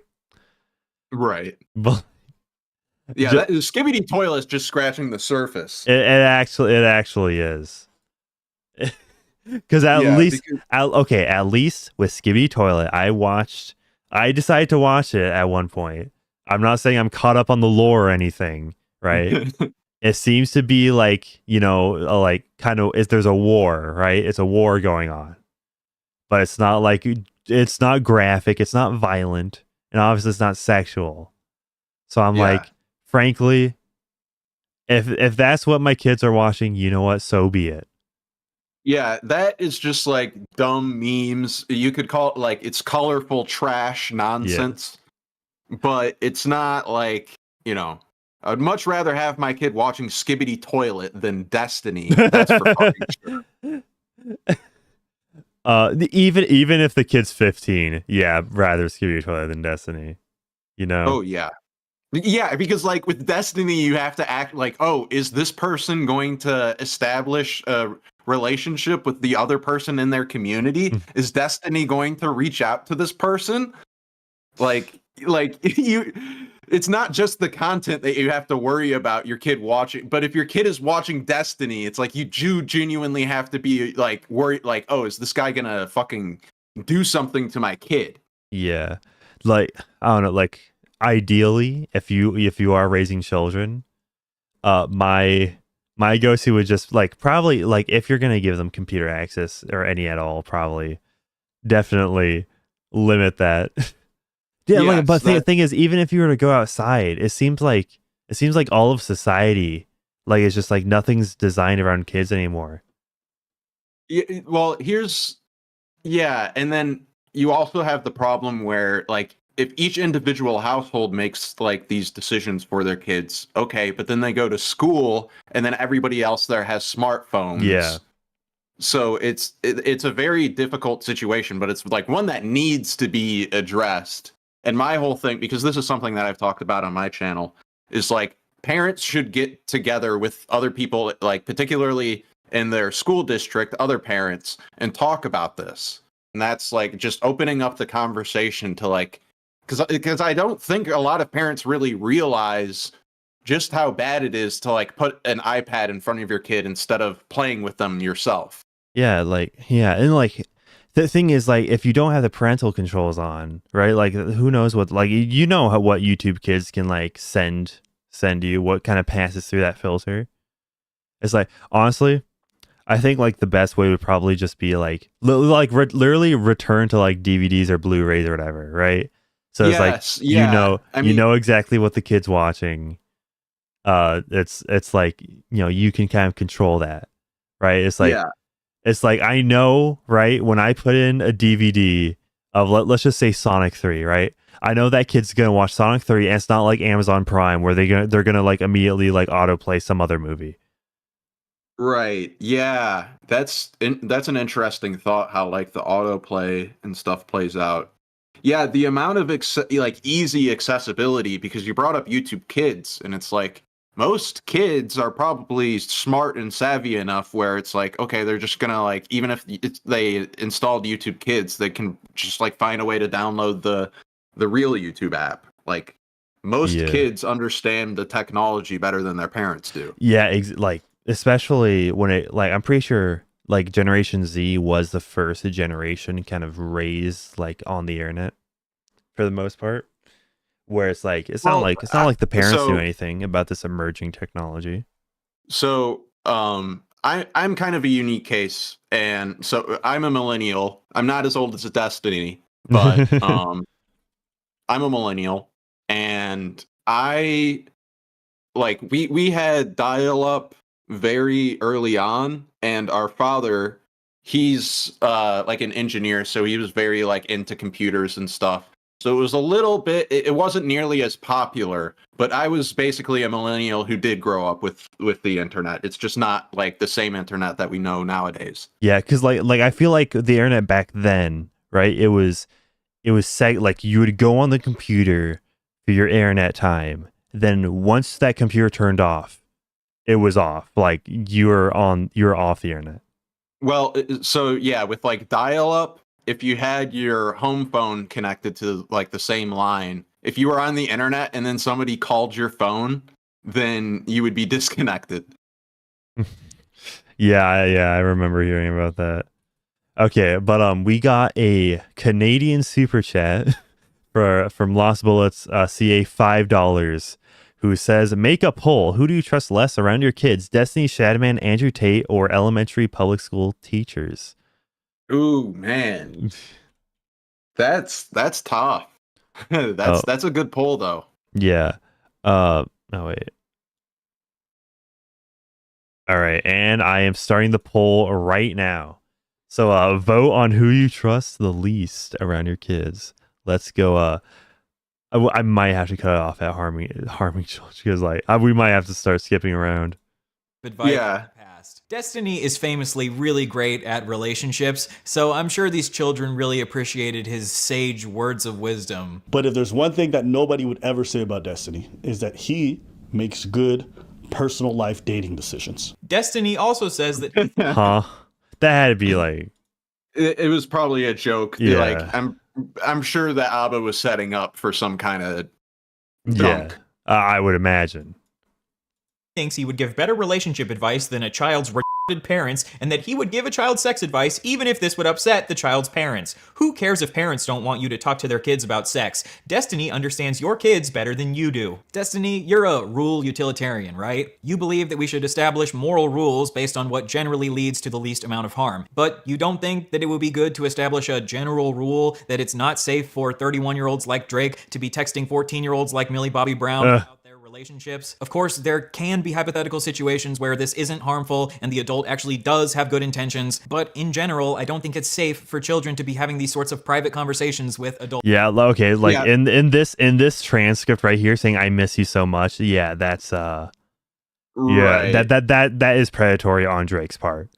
Right, and yeah, what Ryan Beard is, his point that he's making here, it's like, we don't want to allow enough, like, oh, we're just normalizing, and we think it's okay for like adults to be conversing with children randomly who aren't their own kids.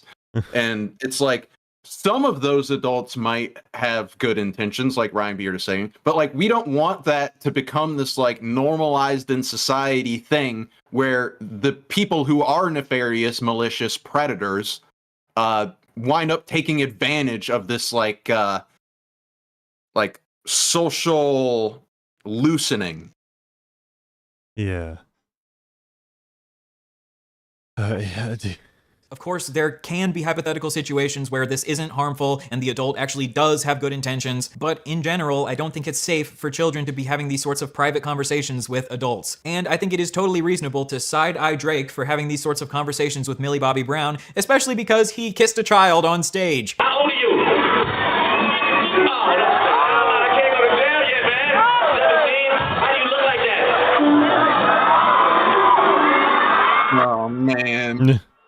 Now, is Drake a pedophile? Well, like I said, he kissed a child on stage, but Destiny would probably explain that this child was post-pubescent, not prepubescent, and kissing one child doesn't prove that he has a primary attraction to children, so therefore, we don't have enough evidence to label Drake a pedophile. Oh god, can you see how exhausting this is? Some people actually enjoy to listen to this shit day in and day out. Yo, a part of me wants to think that he just really wanted to talk about Drake versus Kendrick, but like missed the boat on that.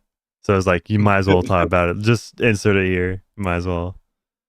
I don't know. I think, I don't know. I do think it's very fair to. Yeah, it is a good comparison though. Yeah, like Destiny's. For me, I remember Destiny's take on the whole Drake situation, and I was surprised that more people weren't talking about that. Yeah. On Destiny's stream. Maybe Destiny just really wants to show Drake good faith because Drake has dropped so many bangers over the years. Or maybe he's defending Drake because he sees himself in Drake because of his own personal relationships with that guy who defends Drake because he just makes better music than Kendrick Lamar. With young people. Yeah, and like I'm not even not big into rap or anything, but from what I've heard from both of them, I do think Kendrick's better. But, you know, whatever. Destiny's 19-year-old e-girl Discord kitten. A couple years ago, Destiny was simultaneously married to a woman named Melina while having an affair on Melina with a white nationalist woman named Lauren Southern, and sexting this 19-year-old e-girl named Roses Coming on the side. Destiny was in an open marriage with Melina, but he still managed to have an affair with Melina because he didn't tell her about his relationship with Lauren Southern, and he also violated his wife's consent by sending her sex tapes to this 19-year-old e-girl without asking her. Nothing has happened with consent. I guess having an open relationship just wasn't enough for Destiny. Even though he was already free to sleep with other people, he still had to figure out some way to fuck over his wife. Anyway, while Destiny... Dude, that is crazy. Dude, imagine Lauren Southern's reaction to Ashley St. Clair getting pregnant by Elon Musk. I don't know enough about everything that's happening on that side. How does Lauren Southern know, like... does she have some kind of relationship with Ashley St. Clair? I would imagine they probably brushed shoulders at one point. But like, no, like the dude you settled for, or like, you know, the dude you like Destiny, right? Versus Ashley St. Clair managed to hit her wagon onto Elon Musk. Right. And Lauren gets fucking nothing out of this. That's the thing. Yeah, and even though, Destiny has a lot of money, but it's like you're not getting alimony or anything like that. You know, it's not like you were ever married to the guy and you're divorcing him now. It's like Lauren Southern probably could have gotten hitched onto some rich guy. Oh yeah, she probably looks back at the whole Destiny thing and it's just so much regret. Yeah, well, not to mention her previous marriage. Like Ryan Beard called her a white nationalist. He was married to a non-white man. So oh my. Yeah. He was sexting this 19-year-old. He asked her if she wanted to do age play. I guess that's age play stuff. But I was never mind. Yeah, we can't be funny anymore. You see, I played the video too early. Now it's like, oh yeah. Yeah, it's like fuck. Yeah, now that ruined the mood. Ruined my whole day. Destiny.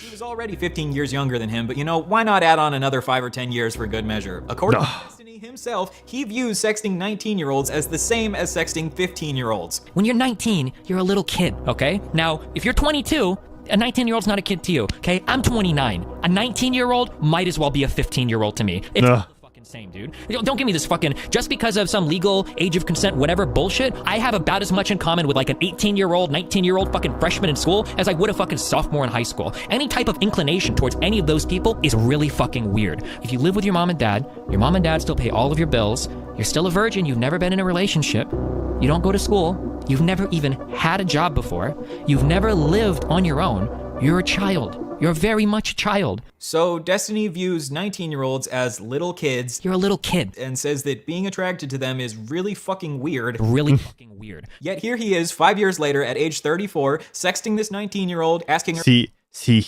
the reason, you know, I'm against age gaps is because I don't like these 30, 40-year-old men dipping into my demographic, you know, women my age, okay?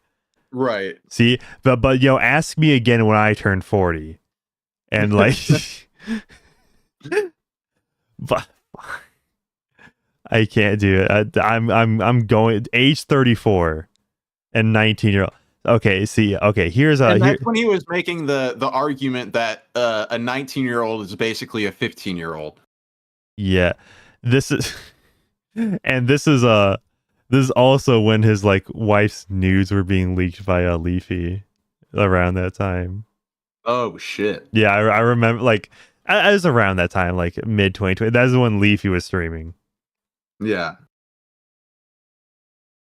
But see, like, okay, if you are like trying to like, oh, I just need to focus on myself. This is personal advice, right?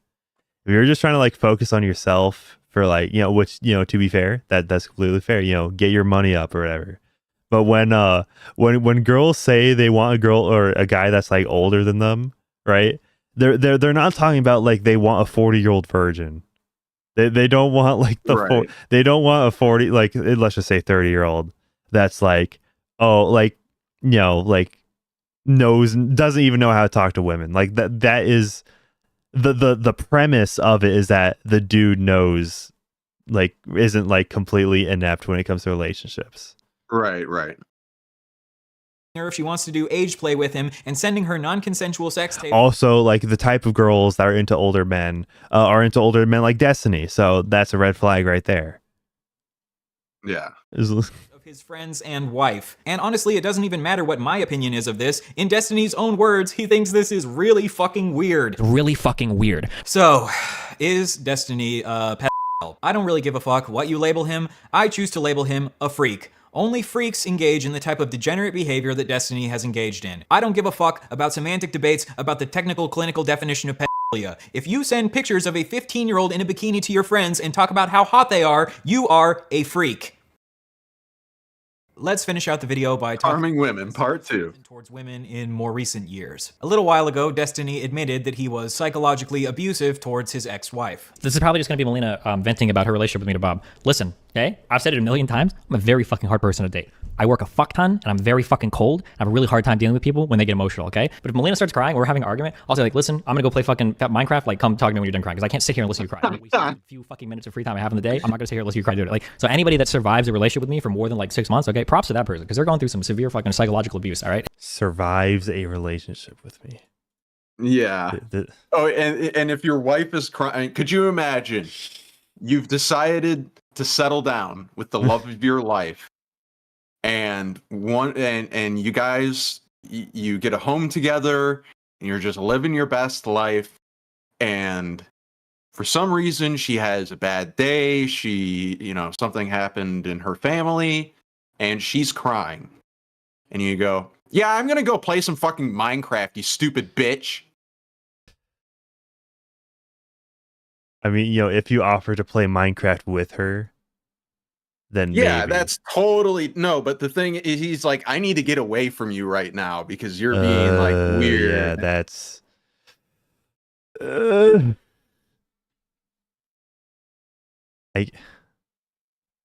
Yeah, women love it when they are currently in a time of emotional need that you're like, I'm gonna go play video games. Women love that. Yeah, like, are we surprised that Destiny would be like a bad partner or a bad, husband? Oh no. I mean, compared to like everything, this is like a very minor thing. No pun intended. Yeah. But yeah, it's no pun it's intended. For me, it's like it should be one of the most obvious things in a relationship, just like one of the most basic things. It's like your wife is crying, you should probably like tend to that. Yeah. Not to be like a simp or anything, but yeah, you should probably like, if her wife is crying. Yeah, there's a difference between being a simp and then like treating your wife well enough where you can have a better family dynamic. Like that's not simping. That's not the same thing. Yeah. It's a fucking hard thing to deal with. I'm not joking. Maybe Destiny's fans would claim that he was being hyperbolic here. He wasn't actually admitting to being abusive, but here's of course. Dan also saying that Destiny was really shitty towards his ex-wife. I'll say this also. Is this the Dan Saltman guy that you're talking about? Yeah, okay. I do. I am not a fan. I am not a fan of Dan Saltman. Okay. I think Steven was a fucking really shitty husband to Melina. Okay? I'm coming out here. Ooh. I don't think Steve would deny it either, but it's not good the way that he was. Like, I talked to Melina a lot of times and she was crying and miserable and everything else. And Steve would say, what do you want me to say? I'm a selfish motherfucker. That's why I'm in the relationship that I'm in, the way that I do things that I'm in. And Melina like really was hurt by it. And I think like she was like, what should I do? Should I leave? And I'll tell you this, I never was like, I was never like, no, you should stay and make things out. I told her multiple times, like, listen, if you feel like this is an abusive relationship, get the fuck out of there immediately. Melina herself has also accused Destiny of being psychologically abusive towards her. I'm irritated by a couple things. One thing I'm irritated about is that my ex-wife has reached out to a ton of people. I'll say at least 5 mutual friends have alerted me. I have no idea how many are affected. Basically saying that I've lied about a ton of stuff and that I am abusive. So Destiny has said that he was psychological. Maybe if I was Melina, I would have done the same thing, frankly. If I Right, yeah. I don't think that's that crazy for her to do. No. I can't. I can't. I don't even know. Was it Destiny who was the one that suggested the open relationship, or? I don't know how it happened. Psychologically abusive towards Melina. Melina has said that Destiny was psychologically abusive towards Melina, and Destiny's best friend Dan also seems to think that Destiny was psychologically abusive towards Melina.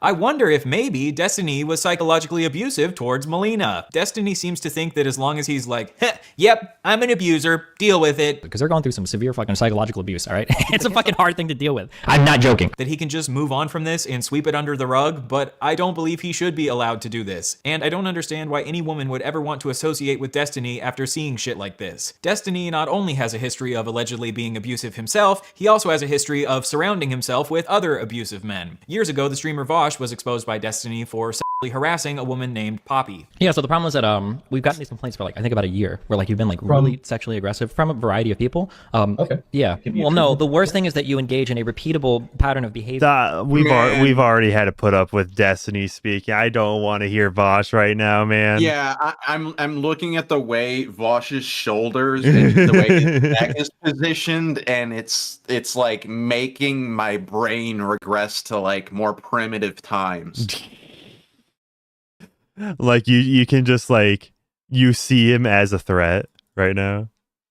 Yeah, it's like, the like evolution, like you see the monkey and then it's like the monkey starts to like walk a little bit more and then the monkey gets a stick and he starts to look more human like. Yeah. We're going backwards simply just by looking at this. We're getting to like the most replayed part. Women in chat in order to make them uncomfortable enough to send you pictures, and then if they don't, you either act very aggressive towards them, like by telling them that you can't continue conversations anymore, or you continue to sexually harass them until they either give in or block you or go crazy or whatever. It hasn't. I mean, none of this has happened. That's an extrapolation that you can make based on Poppy. But even after Destiny found out that Vosh had sexually harassed her, he still decided to be friends with him and platform him and help him start his career. Okay, that head, Destiny's head right there has to be edited, right? Yeah, this is 100% edited. Okay. And now you're like the entire image just looks stretch in general. because of Destiny's actions, all of us have had to endure learning about Vosh's horse fetish and his short stack goblin porn. If you don't know what I'm talking about, don't look into it. This is an example of the kind of structure that I'm referring to. If you don't know what he's talking about, I have a video on it that I made like a year ago. Later on, after Destiny's relationship with Vosh fell apart, Destiny decided to become friends with a racist named Mr. Girl. And Mr. Girl is not allegedly a racist, he is a racist. He posted a video openly admitting to raping a woman. A couple years ago, I matched with a woman on Tinder. I say woman because she was 46. Anyway, we got frozen yogurt. She came over. We got naked. I got naked. Then we both got naked. We started making out. Sex kind of makes me anxious, so I don't like a ton of foreplay. To me, it should be like tearing off a Band-Aid, right? I'm trying to be patient. Finally, I get her on top of me. I put my dick in place, like right at her vagina, and I'm like, all right, let's do this. She holds perfectly still and says, I'm not ready. Clear as day. Who's reading this? Oh. Or like, this sounds like Mr. Girl. that's yeah. I thought like that sounded like Mr. Girl right there. Yeah, yep, that's. She doesn't. Yeah.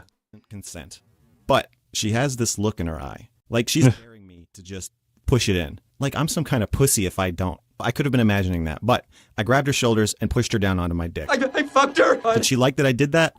I think so. She probably had mixed feelings about it. Was it rape? Yes, I guess.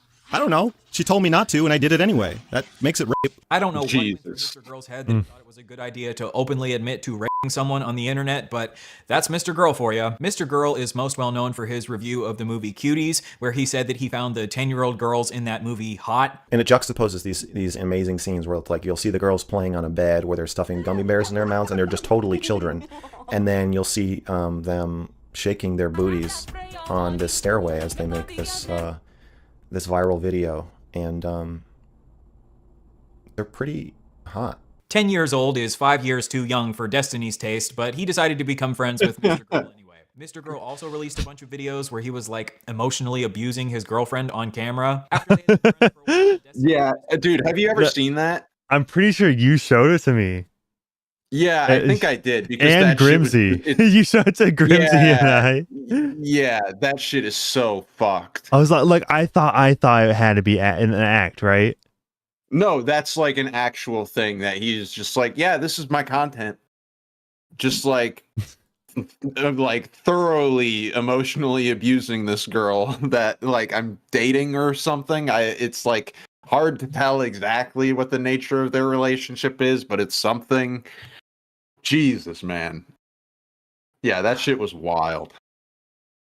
Yeah, it's ridiculous, man.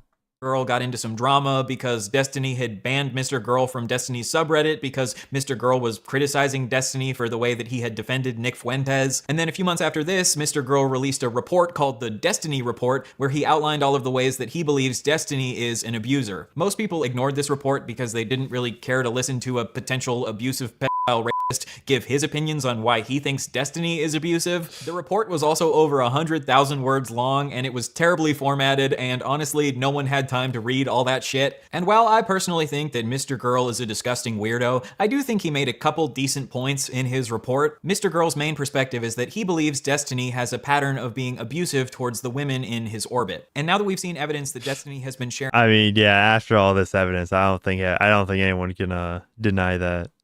No. sex tapes of his orbiters and his ex-wife behind their back without their consent, I think this adds some credence to the idea that there might be a pattern of abuse happening here. In my opinion, Destiny kind of reminds me of the character of Dennis from It's Always Sunny in Philadelphia, if Dennis was shorter and scrawnier and more annoying. That's such a horrible photo. I know, I love that photo so much. That is one of my favorite pictures on the internet. I was being. Okay, yeah. If we go back, I don't know how you could get a worse photo than this. This Dennis comparison that he does is pretty spot on. Yeah. Scrawnier and more annoying. I didn't know I was being filmed. If you're in my room, you're always being filmed. You are. It's true. It's his thing. It's kind of creepy. In case you haven't seen the show, the character Dennis is known for being a psychopath who's incredibly good at manipulating women. Oh, look, I'm not narcissistic. That's good. I told you guys. Yeah, this is the Machiavellian, or a bit psychopathic. The test I was telling you about. Psychopath, a bit psychopathic. That's what I'm looking for. The The most famous clip of Dennis. Yeah, a Machiavellian psychopath. Sounds exactly right. Woman out on a boat with you, she won't say no to having sex with you because of the implication. The whole purpose of buying the boat in the first place was to get the ladies nice and tipsy topside so we can take them to a nice, comfortable place below deck and, you know, they can't refuse because of the implication. Okay. You had me going there for the first part. The second half kind of threw me. Well, dude, think about it. She's out in the middle of nowhere with some dude she barely knows. You know, she looks around her. What does she see? Nothing but open ocean. There's nowhere for me to run. What am I going to do? Say no? Okay, that seems really dark. No, it's not dark. You're misunderstanding me. Okay, this is literally just It's Always Sunny clip. Okay. Yeah, it does play because Destiny here is about to make a very similar thing. Okay, let's his show because of let's see. Let's say that I run like a really big podcast. I get Oh no, I know exactly where this is going. 30,000 viewers. Let's say that I have a podcast. I got 30,000 viewers. Let's say that there's a girl that messages me. We talk for a little bit. She really wants to be on. And I'm like, yeah, cool. Like, you really want to come on the podcast, blah, blah, blah. I could probably start sexting her and she'll probably give in and send me nudes and shit because she doesn't want to lose that opportunity. She might not actually want to. She might not be into it really at all. But if I start propositioning her, if she says no to me, she might worry like, fuck, like if I say no to this guy, like I'm not going to make it on that podcast. Oh, yeah, definitely. And then are you wrong for asking? XQC. I don't think you should. However, yeah, XQC. Long history of doing this exact thing to the women who are guests on his show. I don't like the idea that we're normalizing, you know, someone bringing in a bunch of small content creators that are women, fucking them, right? And then when that fallout inevitably happens, like just cast them away. Like it's a really weird dynamic. I work with women and I'm happy with the fact that it's professional. And that needs to be a standard that we set for more people because I hate the idea that I just show up on screen with a woman and it's automatically sex. But can I really be mad at an audience for thinking that when I hang out with Steven, who literally fucks pretty much everybody he works with?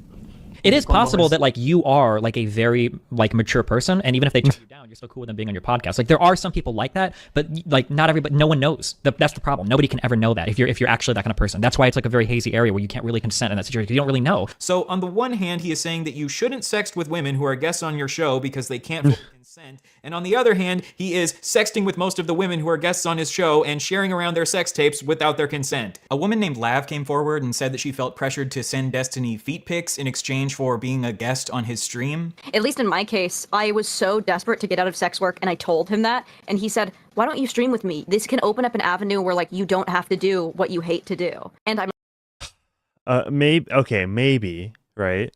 If you want to get out of sex work, you probably don't want to like, you know, to have a public, you don't want to do public entertainment, right? No, but I do think that it does show that like, at least in this case, and it definitely seems like a lot of the women that are around Destiny are kind of like this, where he is looking for women who are dumb.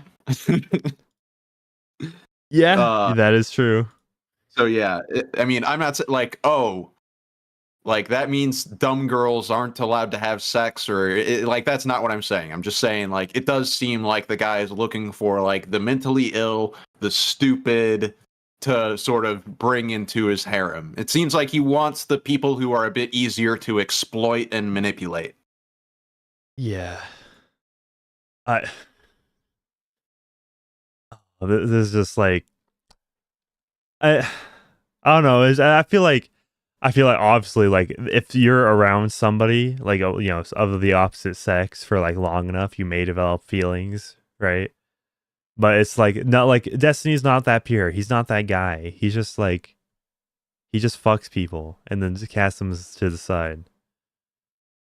Yeah. It's weird. He could get into politics, like fully extending himself to me in a way that was like very friendly, and then it turned into something like, oh, right after that conversation, he was like, oh, by the way, I don't see any feet on your profile, he, like immediately after. Apparently, after she sent him feet pics, he said, welcome to the Orbiters Club, implying that sending her feet pics is what will give her the chance to be one of his Orbiters. Now, Destiny claims that this was a completely ironic joke, and it wasn't meant to be taken seriously whatsoever, but if Destiny himself has said that he shouldn't be sexting his Orbiters because of the implication, and then he sexts his Orbiters and then says, welcome to the Orbiter Club, I am struggling to see how this is a joke. And even if it was intended as a joke, like Destiny explained in this previous clip, you shouldn't be making jokes like this because the person on the receiving end might not understand that you're joking. It seems strange to me that Destiny had this incredibly nuanced view of consent a couple years ago, but then once he wanted to start sexting people, all of these rules that he set for himself went out the window. Now, again, there are exceptions. Maybe you're friends with this person for 10 years or some shit, and you guys have like some, like, it could be like very niche. I don't want to say like every single time, but like as a blanket rule, if you even have to stop and think about this, you should just not do it. It's just it's a bad idea. Later on, Lav accused Destiny of being YouTube because she felt like Destiny had a pattern of manipulating the women in his orbit into doing sexual favors for him, and because she felt like it was emotionally abusive that every woman who came on Destiny's stream would inevitably be flooded with hate comments on his subreddit, which Destiny would refuse to take down. If you come onto Destiny's stream as a woman, you can be pretty safe to assume that you are going to get a bunch of hate comments on Destiny's subreddit. But according to Destiny's community, it's not because they hate women, it's just because these particular women all happen to be too stupid to debate their daddy Destiny. One time, Destiny's head moderator of his subreddit named Forethought sent one of his female orbiters the message, "Kelly Jean, stop pretending like you're hurt by sexism. Your greatest aspiration was being an esports rape victim. Holy fuck, no wonder you wish you got raped. You've got literally nothing going on to be doing this at 40. After seeing the— You know, I'm not surprised a Reddit moderator would say this. But I think I'm not sure if this was like, yeah, I'm not sure if this was Reddit moderation or what he was moderating, but yeah, I've heard of this Forethought guy, one of Destiny's moderators. Yeah, the most surprising thing that he's saying it to a woman. Moderators aren't known to do that. These messages, Destiny refused to remove Forethought as a moderator of his subreddit. But the whole idea is that subreddit.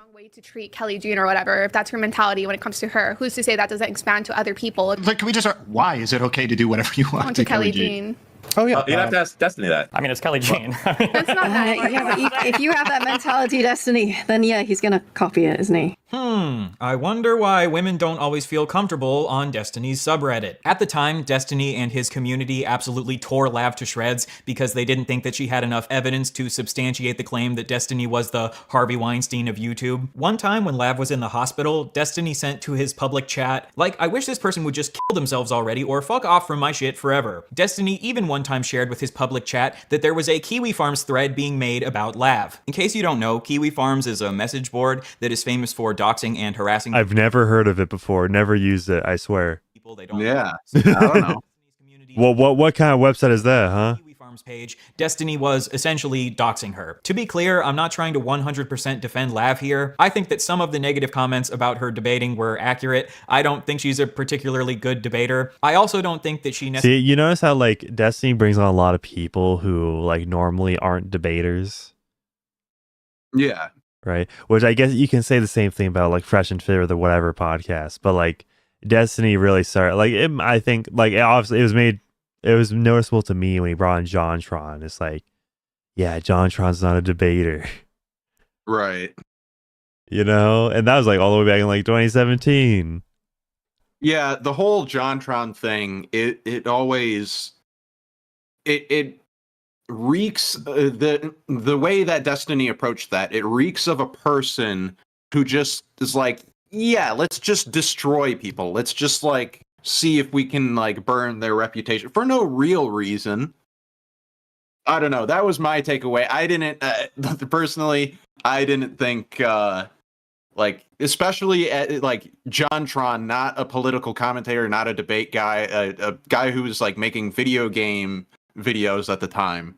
Like, I don't think we need to hold people that like, oh, we need to thoroughly audit all of your political beliefs and then publicly shame you for the ones that we deem are bad. It's like, no, the dude's an artist. Let him create art. Yeah, I think JonTron was properly baited into going on that debate. But if like his takes back then were really edgy at the time, but are like less so now. Like right. they're still very edgy. But it is I mean, I guess that is crazy how like the Overton window is kind of shifting back. Right. At least online, at least on Twitter or online discussion. Probably. No, I do think that in general there's like more of like things are veering from like a more globalist perspective to more of a nationalist perspective. I think like broadly, not just in America. Yeah, I mean like the German elections like that, like the right-wing parties did pretty good in that, so Like something's happening. Yeah. Because yeah, like it definitely feels like I'm living in a different world than I was 8 years ago. Yeah, for sure. Yeah, a lot has changed in the last decade, for sure. Definitely. Necessarily had enough evidence to back up the claim that Destiny is the Harvey Weinstein of YouTube. Although these days I do think there is a lot more evidence pointing to that being the case. She also one time claimed that Hassan had slept with a 17-year-old, which she didn't have any evidence to back up, and then Hassan ended up tearing her to shreds for that. And since then she has become a TERF who says a bunch of racist and transphobic shit on Twitter. However, I do still think that the treatment she endured from Destiny's community was insane. Being a bad person does not disqualify you from being abused. And if a woman feels like she's being abused by you and your community, I don't think a good way to prove that you're actually not abusive is by telling her to kill herself and doxing her. Destiny's community wrote off Lav as mentally unstable and insane, and because both her and Mr. Girl were widely hated by most people on the internet, most people ignored their allegations that Destiny was abusive. Destiny has a long history of bringing mentally ill women onto his stream, to the point where it's a meme in his community that all of the women on Destiny's stream have BPD. Destiny himself has said that he's most attracted to women who he considers mentally unstable. This dude really has a penchant for going after mentally ill women. Okay, women with like severe depression, and a lot of them got like self-diagnosed BPD or some bullshit. Like, he just likes that. I don't know. To me, the fact that there's a pattern with a lot of these girls is a bit weird. But the question is, does Destiny just happen to attract a bunch of mentally unstable women to his stream, or does he purposefully attract mentally unstable women because he knows they are more easy to abuse? Another mentally ill woman that Destiny had a long conflict with was a woman named Anna. Just like with Lav, Destiny also encouraged his community to go to Anna's Kiwi Farms thread, and he encouraged them to post in her thread. Oh, okay. Also, heads up. This is my only non-media blackout time, okay? This is my only non-media blackout time. I will immediately back this, okay? Somebody on Kiwi Farms has made a thread of Anna. So if you are obsessed with Anna and you want to talk about her all the time, you, chatter, you can actually go to Kiwi Farms and you can go and post all you want, read all you want, go there, post about it, talk about it. People put a lot of effort into categorizing and archiving everything. There you go, okay? And in the thread about Anna that Destiny encouraged his fans to go message, they doxed Anna. And it was later revealed that at this time, Destiny was secretly in an ongoing sexual relationship with Anna. So you acknowledge that you've been texting with her for a year? Yeah, we've had on and off, sure. In response to this, Anna texted Destiny, "You literally wow. You just doxed me on your stream. Fuck you. You put me in danger." And Destiny responded to this by saying, "You're doing it to yourself and you're going to keep doing it to yourself." That is insane. You are doing it to yourself and you're going to keep doing it. So what he is saying by "you're doing it to yourself" is merely associating with Destiny. Like, for Destiny, it's like, oh, you weren't able to tell that I am a manipulative psychopath? Well, you deserve to be manipulated by me, a psychopath. That's like his mode of thinking. It's like, if you can't tell or suss out just what a piece of shit I am, then I should be allowed to treat you like the biggest piece of shit. Dude, is this what pussy does to a motherfucker? Is this what? This is different. This is different. This is not like typical, like insane like going insane after a breakup or whatever. No, this is not like that. This does not come across as like typical simp or pussy whipped behavior or anything like. This is maybe if somebody viewed sex like purely as a drug in like the most hedonistic way possible, like then you could say this is what pussy does to some motherfuckers who happen to just be like sociopaths. So yeah, maybe to some people this is what sex does to them, but like no, normally it's you're gonna have more of the simpery and that kind of behavior. It doesn't usually invoke this kind of emotions, but Destiny is a special case. Yeah. Ooh. Insane things I have ever seen in my entire life. Choosing to dox a woman you are actively sexting with just because she pissed you off. I guess if you want to live life by Destiny's rules, if your wife or girlfriend or friends with benefits ever pisses you off, why not just dox her to hundreds of thousands of people? I also want to be clear that I'm not defending Anna. Anna also has a long history of harassing Steven, which is obviously not good, but Destiny also treated Anna like garbage. He not only doxed her, but he also threatened to leak her nudes when she threatened to leak sext messages between the two of them to prove that Destiny had been lying about her. So do you think that leaking sexting and leaking nudes is proportional, or do you think it's a proportional response in the way that you're reacting to them? I think it's about proportional. Yeah. Thanks. You don't think that she has more to lose? That's this is something that I remember. I'm pretty sure PPP commented on this in Kino Casino when I was watching their cut, and it is worth pointing out that he's just being confronted about sharing people's nudes or talking about this stuff while his wife like brings him some food, and he's talking about his sexual encounters or like potentially like very deviant or even borderline criminal behavior, and his wife is just like, yeah, here's your food, hun. I'll let you get back to your like weird sex cult manipulation, like putting fear into people and doxing and harassing them. Carry on, hun. This is just like, this is getting insane. I want to go straight to this highlighted bit.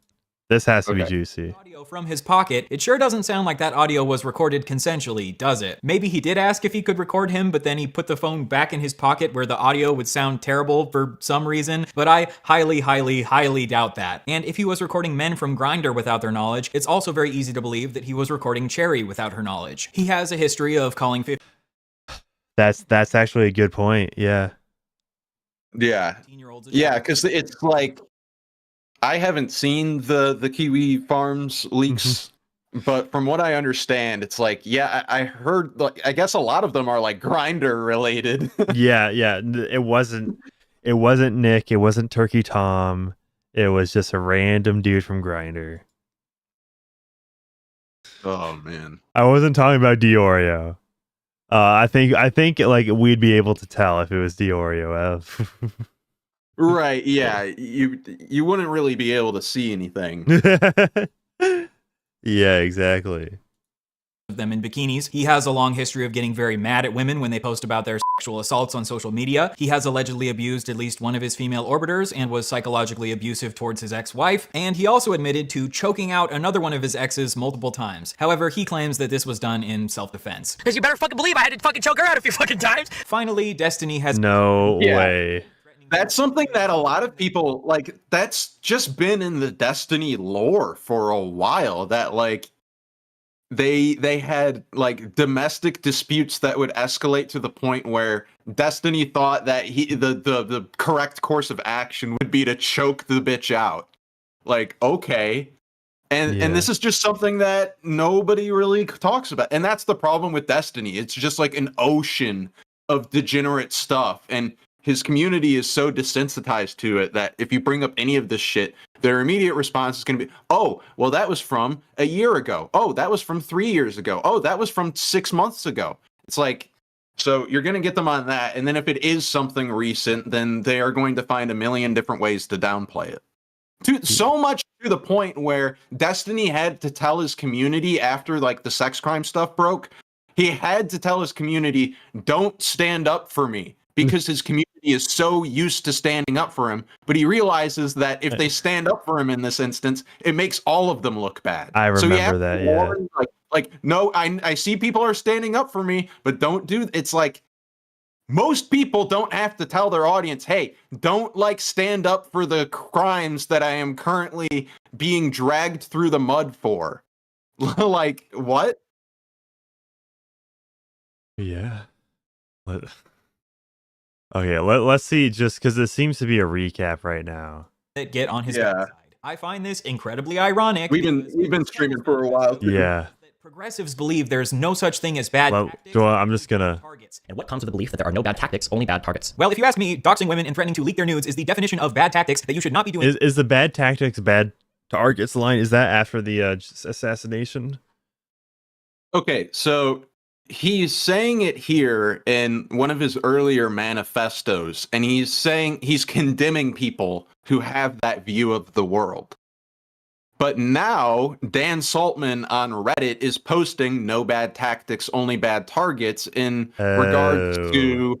So it's like these are tactics that Destiny and DGG uses all of the time, but Destiny wants to accuse other people of doing it because he loves projecting. It's like, his favorite thing to do. Two of his most common arguments that Destiny loves to make is you're projecting and you're insecure. And he is one of the most insecure projecting motherfuckers to ever exist on the planet. Yep. Yeah. We got a super chat from Kite and Chaz for $5 saying, but these same guys will find 10-year-old tweets and ruin people's lives over words. Yeah. For some of BreadTube, they do that. However, I am going to give a bit of charitability to Ryan Beard here. I think he's done a great job with this video. I think overall, compared to a lot of the BreadTubers that I've seen, he seems like a genuinely good guy. So I'm going to go out of my way to stand up for Ryan Beard a little bit here. Yeah. Even if you think that woman is a valid target. If you add up all of these allegations, I think it's time to consider that maybe Destiny is just not a good fucking person. Maybe he's your typical male feminist and all of the liberal bullshit that he spews on his platform is just him trying to get into women's pants. Before it had been publicly exposed that Destiny had shared Pixie's sex tapes without her consent, in private he acknowledged that he had severely, at the very least psychologically, damaged her. But once Pixie came out with her allegations publicly and announced that she was planning to sue Destiny, he went back to his old defensive ways and took accountability for nothing. He posted to his subreddit, legal arc beginning in mysterious ways. Yeah, that's like a big tell right there. Yeah, it is such a knee-jerk reaction for him to downplay everything, every controversy that he's going through, that he couldn't read the room for once and realize maybe I should be a little bit more serious about this. Yeah, it's bad. It's bad. Wow, which is the most millennial cringe way possible to respond to allegations of sex crimes. In this post, he takes direct accountability for sharing Pixie's sex tapes with Rose's Coming without her consent, and instead he focuses on how he's a victim too, because his nudes were also— Did he not remember that he, like, apologized and acknowledged the damage he's done to her? Yeah, it's... leaked by the hacker that apparently hacked Rose is Coming. Obviously, Destiny is also a victim in this situation, but I struggle to find empathy for him because he refuses to take accountability for sharing the sex tapes non-consensually in the first place, which led to this entire mess. He also talks about how Pixie was asking him for a large amount of money because she was trying to teach him a lesson, and I don't necessarily see anything wrong with her wanting to teach Destiny a lesson. Maybe he needs to be taught a lesson. Pixie made the point that unless there are some real consequences to Destiny for doing this, he'll probably just do it again in the future, which I agree with. Destiny later sent to his public chat, Pixie and the people behind her just want money. Yet this is a blatant lie because she made it abundantly clear to Steven that she would be willing to donate the money he gave her to charity. So just like usual, Destiny is attempting to smear his victim in order to silence her, even though in my opinion, Pixie has done absolutely nothing wrong. And I think this shows incredible moral character on Pixie's part that she's even willing to donate this money to charity because I don't think she has any obligation to do this. But even with Pixie being basically the quote-unquote perfect victim, Destiny still decides to smear her. My favorite sentence from this post is when Destiny says, I have been trying to move on from covering drama content as it has had an increasingly negative impact on those in my life. Bitch, you loved covering drama content when it was other people's heads on the chopping block, but now you want to stop covering drama once your head is on the chopping block. Yep, that sounds about right. Yeah, that's like every content creator who's ever been involved with drama and had a controversy. Yeah, exactly. I'm gonna wrap this up here. Of course, it's Keffals. If this is okay, I think if this is how he his wrap up is really good on this. Okay, all right, let's see. A sex criminal. To this day, Destiny is still refusing to fully take accountability for good part to unpause that. His actions, as he has done through every single fucking step of his career. According to Destiny, he really hates weasels. Ominous ass music. People spam in his chat whenever someone is trying to weasel their way out of an argument or is refusing to take accountability for their actions. Well, Destiny, I think you should get this emote tattooed on your fucking forehead. You are a weak, pathetic little weasel, and I hope that everyone has finally opened their eyes to how much of a wriggling little weasel you always have been. I hope that after this, you take a long look in the mirror and you realize that you actually have a lot more in common with Keffals than you would ever care to admit to yourself. You have both lied to and scammed your audience. You are both massive bullies. You both aren't afraid to use harmful tactics to get what you want, and most of all, you both have a pathological need to avoid ever taking accountability. So, from now on, I shall be referring to you as Keffalstony. How's that for a nuke, buddy? Anything else? Really quick before the video ends, I've linked the fundraiser for Pixie to sue Destiny down below. If you would consider donating to that. Okay, yeah, this is just the that was the. I thought his comparison to Keffals was very on point. Keffals to me, I mean, that it doesn't really roll off the tongue too well, but still, props to the guy. Okay, so here's something that's a little concerning, right? It's so the goal is $130,000, but only raise like a third of that.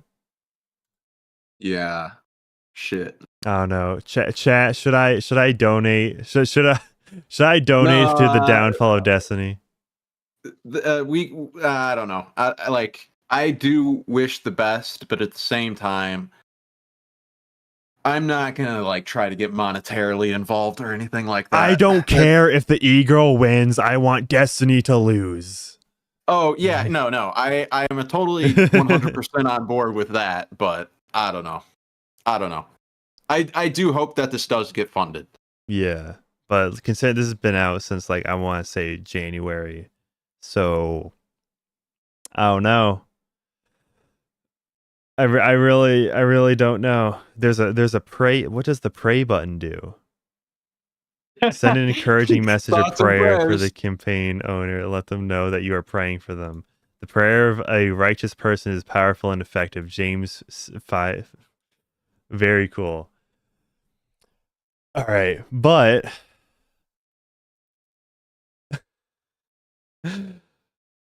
we have some tea to go over. And by tea, I mean the Dragon's Treasure tea. Go to thedragonstreasure.com if you want to monetarily support me. Use code Manic for 10% off of your anime branded tea, coffee, and soap. Let's check out all tea. Let's see. And then everything was changed when the Fire Nation attacked, only for $7.99. A Mermaid's Tale for only $6.99. And then you can get 10% off of that when you use code Manic. So yeah, go to thedragonstreasure.com. Kite and Chaz, you know the link to put in chat, but I can just literally copy it from here. And of course, I am joined by Glitch Poachers. And do you have any teasers, anything to say before we head out? I've got a little something in the works. I sort of mentioned it earlier. It's kind of tangentially related to Destiny, but yeah, we'll see how that goes. I've recently, well, it's not super recent anymore, but that first video, No Heroes, the Twitch Adpocalypse, some more of the background behind not the Destiny sex crime stuff, but if you're curious about any of the details regarding like the lawfare that's currently happening and how that could affect like the social media landscape potentially, that is a video that, yeah, obviously I'm going to encourage people to watch my own video, but you know. I would encourage them too. Also, if you have not seen my most recent video on Elon Musk and his child, you definitely should. Yeah, but yeah, I think that was just about it. So guy, okay, I'm gonna put a 1 in chat if Destiny is guilty, put a 2 in chat if Destiny is innocent, right? There's like no innocence. Well, no, we're innocence. let's not we've already poisoned the well for the past like 3 hours so far. Oh yeah, we want to be charitable, right? Yeah, exactly. Yeah, don't be bad faith, Manic. Come on. Yeah, of course. Like we don't want anyone to call me. I would never. Yeah. Okay, we already got a 1 in chat. A bunch of 1s. Well, okay. So far we have yet to get a 2. Yeah, that sounds about right.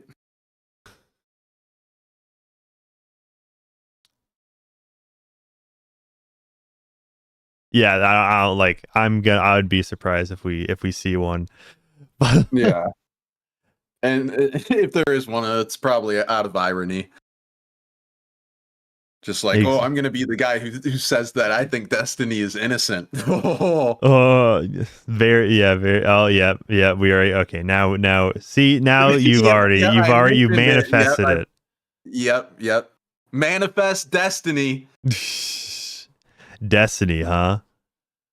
Yeah, that was pretty cheesy. I had to go for it though. All right, but with that being said, I hope you all have a good one, because okay, wait, let's see. What is Destiny still alive? He's still yep, he is still alive. Let's check in before we head out. And if that happened, oh, is this like I'm assuming this is a breaking thing? this country has gotten bloated and maybe fat and disgusting. Oh, is this talking about like the Doge? We had the worst president in the history of our country. I'm not sure. I think he's a disgrace. What he's done. Okay, I can't watch any more Destiny.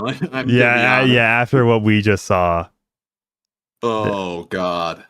That's fair. Yeah, and what like the amount of research that I've been doing on Destiny and like people surrounding Destiny, I'm very much forward to like putting the Destiny shit behind me, at least for a while. Yeah. Yeah. Oh, It man. is. I was talking to Gokunaru about this because he's looking into a lot of this stuff. But it is some of like the most draining, exhausting, demoralizing shit to research is Destiny. Is it like basically? I'd imagine it's similar like Destiny, Harvey Weinstein, Diddy. Yeah, no, that's why I'm so baffled as to why Destiny is still allowed on like Piers Morgan and whatnot. It's like he is a Diddy Harvey Weinstein guy. That's like it's not that hyperbolic of a comparison to make at this point. Yep, that sounds about right. But with that all being said, I hope you have a good one. And yeah, peace out. Have a great day, everybody.